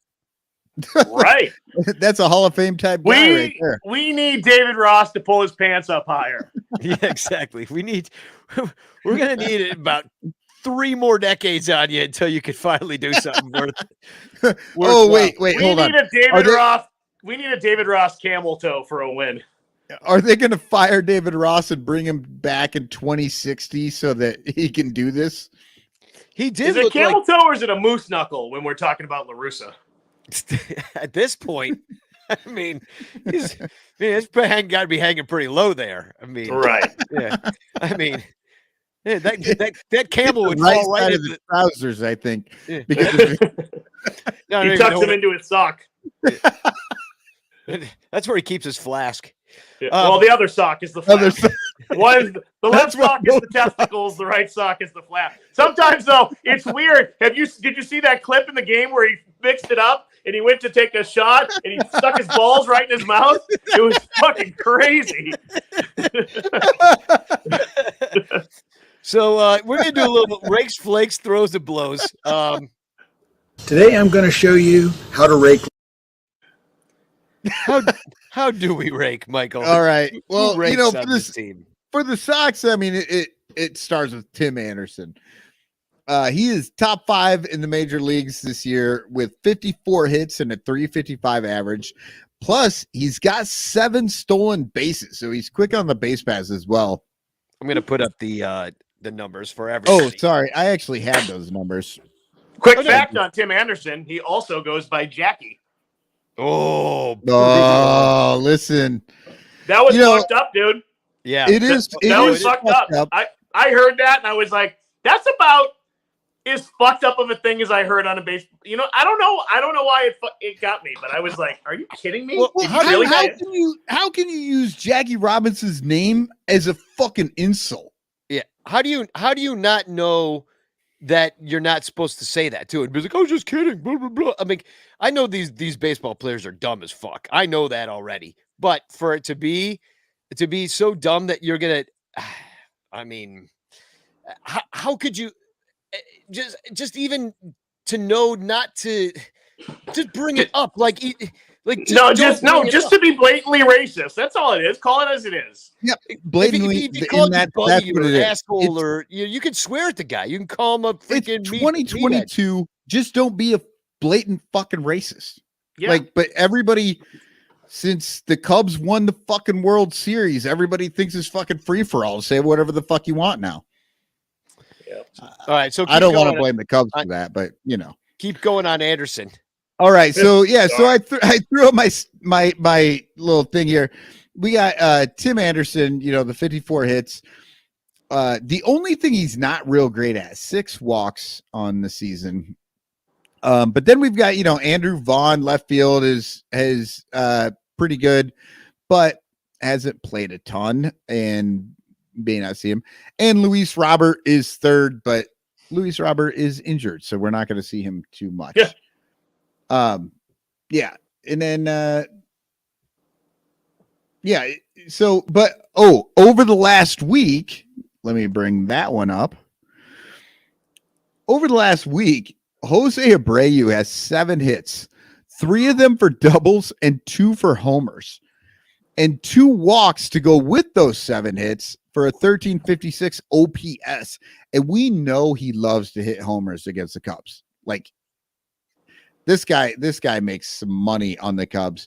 So that doesn't look good. And Reese McGuire is the backup catcher, and he looks like he's getting a little bit more playing time right now, and he's taking advantage of it, putting things together over the last week. It's small sample size, but 4 for 7. Right. Well, because he's the backup. Like, You're a small sample size. That's what she said. So, okay, move on to Flakes here. All right, Flakes. 2 Flakes on the team. See, now these are going to be opposite. So all these guys that you just mentioned, Tim Anderson, Jose Abreu, and Reese McGuire, because they were awesome last week, they're going to be crap in this series. That's my prediction. And these next guys that flaked all week are going to come in and tear us apart. Well, over the season, Lurie Garcia is ugly. Wait, I didn't play the Flakes song. Oh, play the Flakes song. Yeah, I haven't worried about flakes since my grunge days. Remember them? I actually hate that. That's probably the most true fucking video we're gonna throw up there. Okay, Lurie Garcia is he's got a 188, 200, 277, 21 hits, 2 walks against 25 Ks this season. Grandal has also been ugly, but his 18 walks kept his OPS above Garcia. Reese McGuire doesn't qualify, but he does have 69 at bats. Nice. So that's nice. That's going into today, of course. Over the last week, Yohan Moncada has been the worst, but he's only played 14 games total this year. So this last week was like his first real, like, getting into it. Yasmani Grandal is actually doing worse this week than his season numbers, which is actually really, really bad. So, look for those guys to suck. Look for Tim Anderson to. No, it's going to be opposite. Yeah. Okay. Grandal's going to kill us. He's hitting 4 homers in 2 games. All right. Give me some throws in there.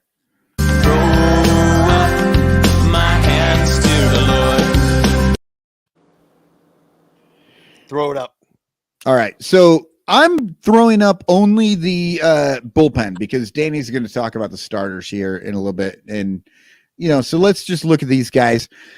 Kendall Graveman has thrown the most innings out of the bullpen for the White Sox this season. So La Russa must love this guy, right? But he's blown 3 save opportunities, and the rest of his numbers are kind of run of the bill.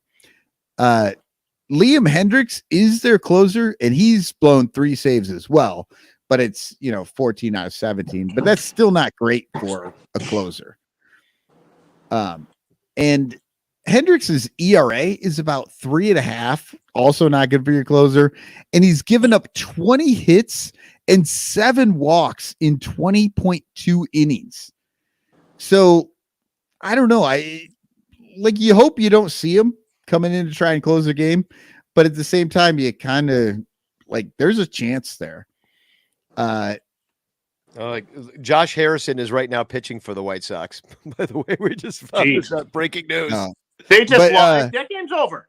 Yeah, but the thing that saved Liam Hendricks is he's had 31 strikeouts in those 20 innings. That's the only thing that gets him out of all the other trouble he's been in. And then Matt Foster has 19 innings, and he's actually got the lowest ERA, WHIP, and batting average against. So I'm giving that guy, Matt Foster, who I've never heard of before. I'm giving that guy my throws for this week. That's the guy we don't want to see. And how about you just put your lips together and blow.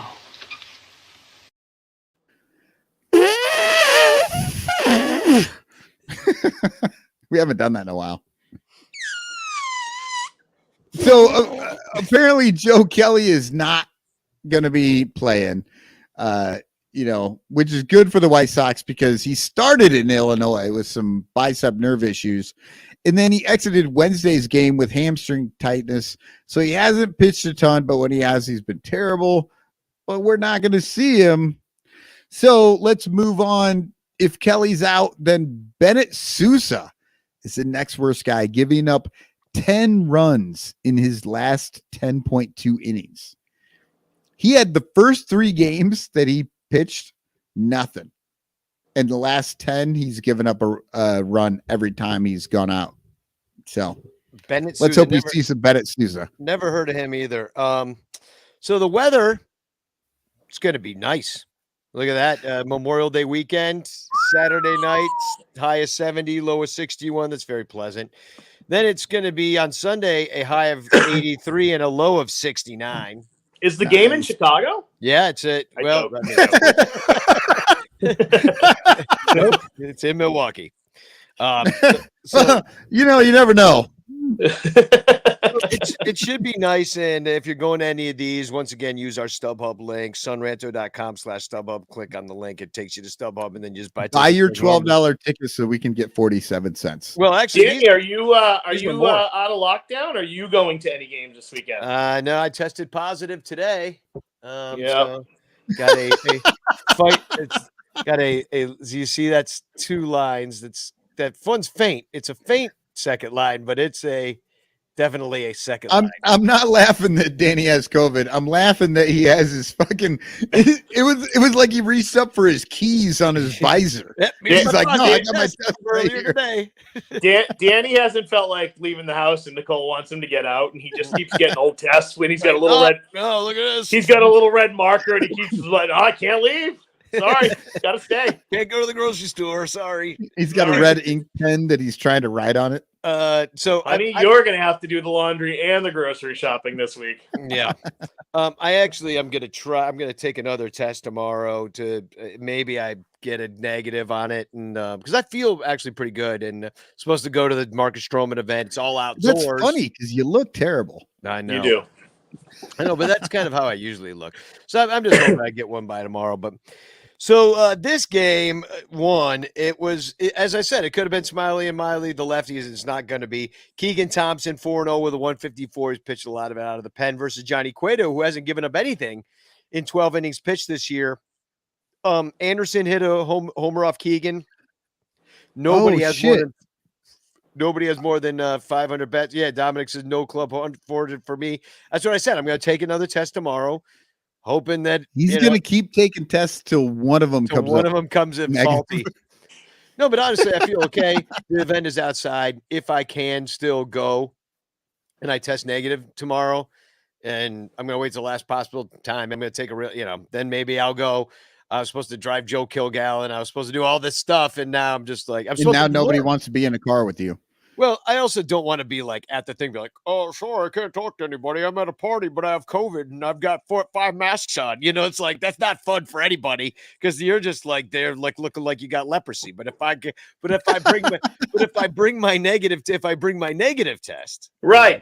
Then I gold chain, little clip, like, negative test. Yeah. So we'll see what happens. But yeah, just not looking great. I love it. I like the idea. So, but yeah, whatever. Do you really want to? Poor Marcus, man. Like, Well, he just had COVID, so I'm not even worried about giving it to him. The poor guy. I mean, he really was like on this trajectory, it seemed like, and then he moved to Chicago and just the fucking wheels fell off. It always happens. So that's the year one Chicago curse. Ugh. And Johnny Cueto, like none of the current Cubs have really seen him, although Wisdom is 2 for 2 and they're both home runs. So, well, that's not a surprise because Wisdom doesn't actually get hits. Yeah, he only hits home runs or strikes out. So, and then, I mean, Keegan Thompson, I'll put his games up here. Last time he was out there in relief against Arizona, a game we won, 3 innings of relief. He's been doing that a lot this year, but he did start 2 games before that. 9 total innings, only gave up 2 runs. So it's been going well with Keegan. And then game 2 is going to be Marcus Stroman. And here's the White Sox numbers versus him. They're not great. It's kind of a mixed bag, but Abreu, who kills us, is only batting 240 with the home run. Tim Anderson's got a home run, but he's only batting 133. So this is that doesn't mean shit because Stroman wasn't on the Cubs the last time he faced him, was he? I don't know if he played against the White Sox. No, he did not. And then, in Stroman's last start, I will say that I don't think we mentioned this. He did strike out 8. So that was his season high this year, only 5 innings. So you're hoping for a little bit more length out of that, but it was 97 pitches. So it wasn't the most efficient, got in trouble early in that one. But then, it was Dylan Cease, ex-Cubs farmhand, and having a hell of a year right now. He's got a ERA of only actually it went up. Last time I looked, it was quite good. Now it's 4.24 because in his last outing against Boston, he gave up 7 runs on 8 hits in 6 innings. So that was his worst start of the year. He also gave up 6 runs to the Yankees in a loss. So he's gettable at this point. The Cubs have faced him a bunch. Hasn't gone well. Ian Happ's seen him the most, and he's only 1 for 11. It was a single. Wilson, 2 hits and 8 tries. Like, it's not good. So there's your match. I mean, it's only 2 games. Stupid as hell. No Friday game. 2 games set. No Friday game. I mean, I don't know. Weird. Yeah, I don't get it. Who do the Red Sox play for their? Is it the Phillies? The Atlanta Braves for their rival. Yeah, it was Boston, Atlanta. Oh, okay. Because it used to be the Boston Braves. Yeah, if you actually, Danny, if you listened to the last baseball rabbit hole, you would have known that. I did not hear that one yet. Yeah. See. But, I know it's been said a million times. It's just like interleague play was so precious for a minute when they first did it, and there was something fun about it, and they've completely ruined it. And I don't even get the point of it anymore. And these rivalry games are even worse than the interleague play. Especially now that there's no fucking difference between the 2 leagues. Like, what the fuck? Like, who gives a shit anymore? Like, it used to. At least we could be like, well, the Cubs are going to get a fucking DH this week. Well, I mean, if this is the way they're going to go, how about everybody play each other equal times? Everybody play that's next year. That's coming. Lyle, that's happening next year. That's what they're going to do. It's going to be it's going to be the NFL. Remember the NFL, they locked up with the AFL, and then next thing you know, it's NFC, AFC, and nobody gives a shit. Nobody fucking cares in football, and pretty soon, next year, nobody's going to give a shit in baseball. Basketball does thing going for them. Basketball still has divisions, and they don't matter. They don't mean anything. No, like, what divisions are the Bulls in? The East, I think. Are there 3 divisions? Are there 2 divisions? Nobody cares because it's the same in hockey. Doesn't matter. It's like the best in each league go to the playoffs, and that's it. Yeah. Oh, no. We're not calling the baseball playoffs anymore, Lyle. You weren't in on this call. Now we're calling it the postseason tournament. The postseason Right. Because tournament. it's Little League now.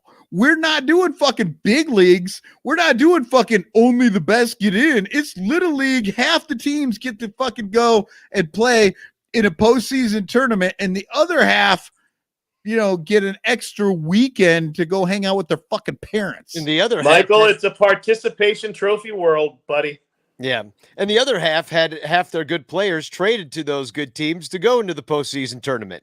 So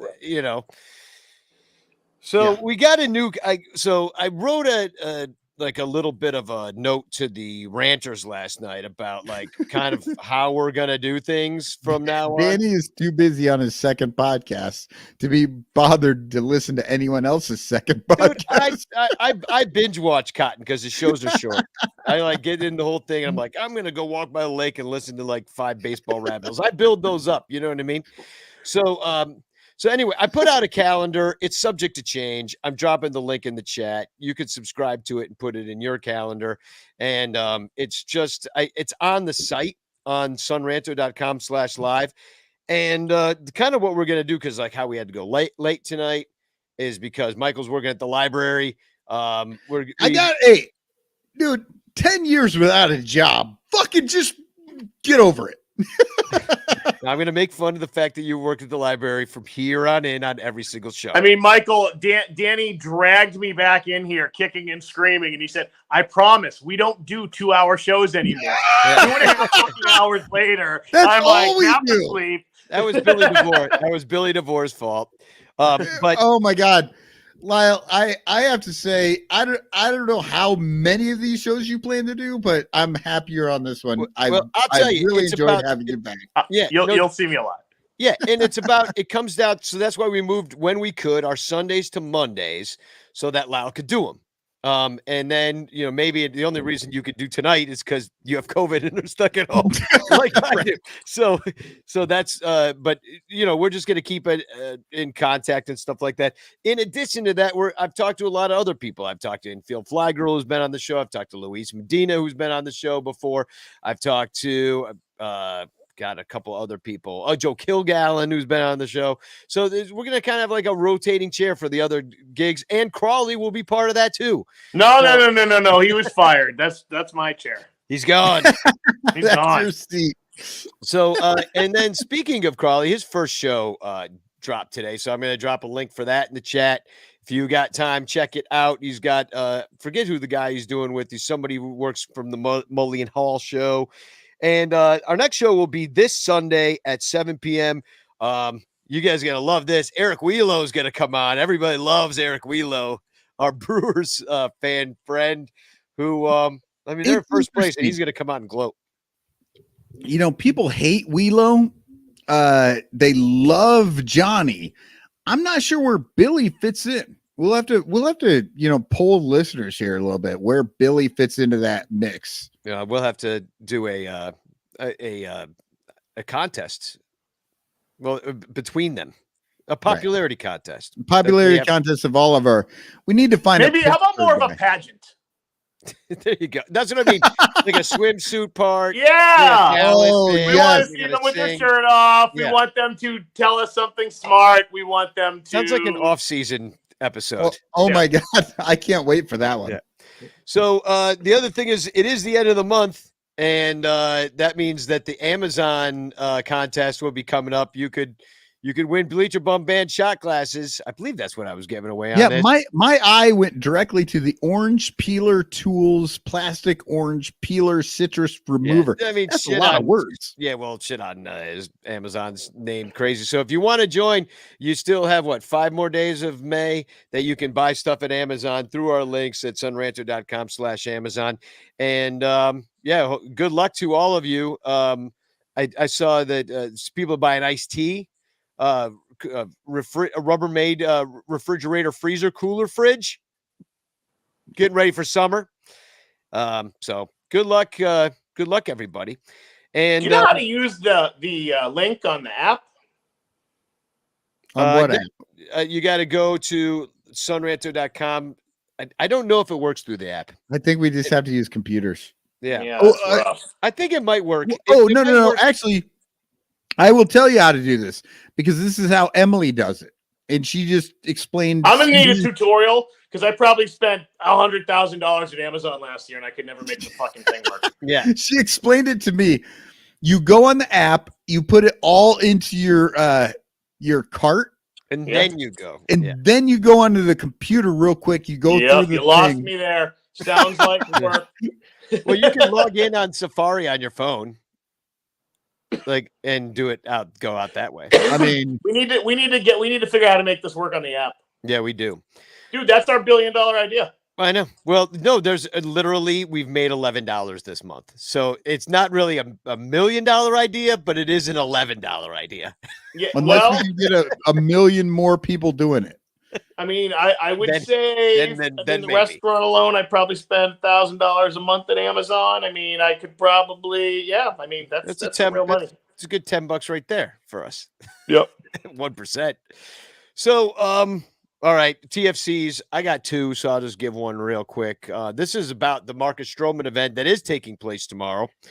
Club 400. I don't think you can get in at this point. Maybe if you call Crawley or something. Like that. Actually, a spot's just opened up because Danny has. Because I'm not going. Well, I wasn't going to pay. I was going to perform. So this was shared out by Club 400. Sing for your dinner. That's all I do. The tickets that were available, they were being sold by Club 400 on Twitter, and then somebody, professional cornholer or Souther 69990629 said, "Chickens available to meet Mr. Mediocre who makes 70 million but can't win a game."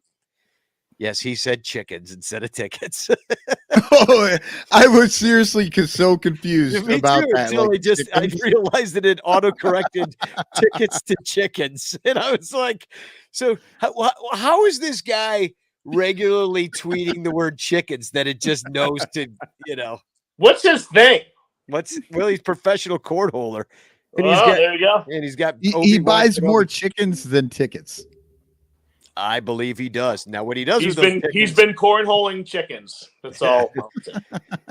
Professionally. So you got one?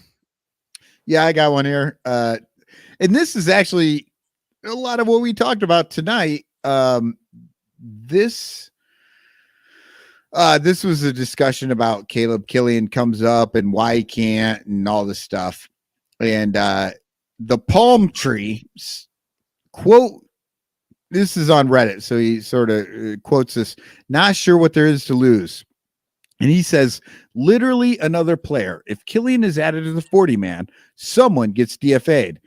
And Amonistes says, so nothing. The perks of having a roster full of quadruple A players. Yeah, exactly. So, that's the thing. It's like you're loaded up on these dudes that are okay. Yeah, so if you bring up Caleb Killian, who gives a shit who we lose? Nobody fucking cares. You won't even notice at the end of the year. Well, they're not gonna. I had written that down as something we were going to talk about, and then it never fucking happened. All right, here's my last one. Ben Shapiro, the conservative right-wing controversial I don't know, what does he do for a living? Pundit? He's a twat. He's a twat, a professional twat. He's a professional punch taker, I believe. But I did enjoy this, and it is relevant to the team that we face next. He tweeted out, "I'm a diehard Shy Sox fan," which I was like, ha, fucking Sox. And I love watching Tim Anderson play. Also, if you say in Sports Illustrated, I kind of feel like today's Jackie Robinson, and then someone mocks you by calling you Jackie, correctly pointing out that you are not Jackie Robinson, that's not racist. Well, guess what? Anything you say pretty much is racist, Ben Shapiro. So just by you saying it proves the point that everybody that is on Tim Anderson's side and against you is correct.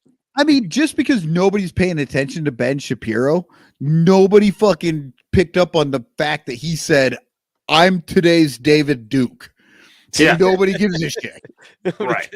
Ben Shapiro is also the guy who's told on himself multiple times on Twitter by saying it's unnatural for women's vaginas to get wet. And also that he said, when my child was so upset when she ran into my wife's bedroom, I was like, yeah, there you go.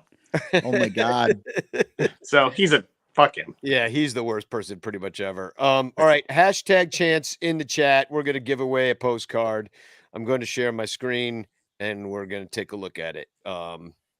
There are usually more than it says there's 14 entries, but Lyle said just drops. He's like, we're doing another thing. This is the end. I was praying for somebody to win, Michael. I was praying for somebody to win. Here it goes. Ding ding ding ding ding ding ding ding ding ding ding ding ding ding ding How do you say? ding ding ding ding. Oh, and it's little Everett Yoakum the third. Again, congratulations, little Everett. Up with this, I don't feel like this is random anymore because it's the same like 5 people every single time. More people got to play is the key. We need more people, and the problem is that's you want gun control. More people just need guns. More guns. You want Bitcoin to go up? More people need to buy Bitcoin. You want Facebook to be better? We just need more people on Facebook. So, Lyle's been great having you back. I don't know when the next one that we scheduled for. I might be able to do Sunday. All right. Well, then Sunday. love having you back, buddy. It's been fun. So there's your show, I guess. That's how we do it around here. Let's play a little Rob Manfred Hates Baseball because we're getting a 2-game series. Makes no sense. So, Spagog, y'all. Spagog! Spagog!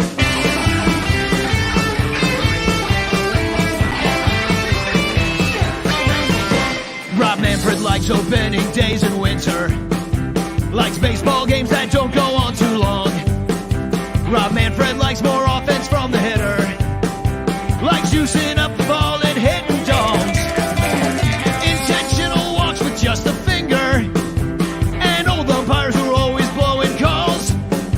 Likes the National League DH, but one thing Manfred hates. Rob Manfred hates baseball. Clock for the pitches and batters who stay inside the box. Likes lessening the ball drag with lower stitches and half the teams making the playoffs.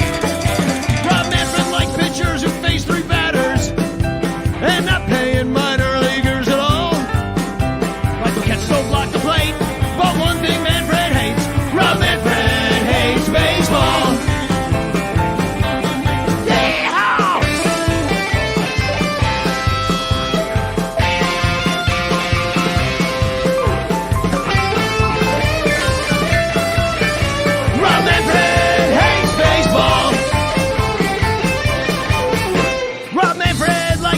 Deals and blackouts.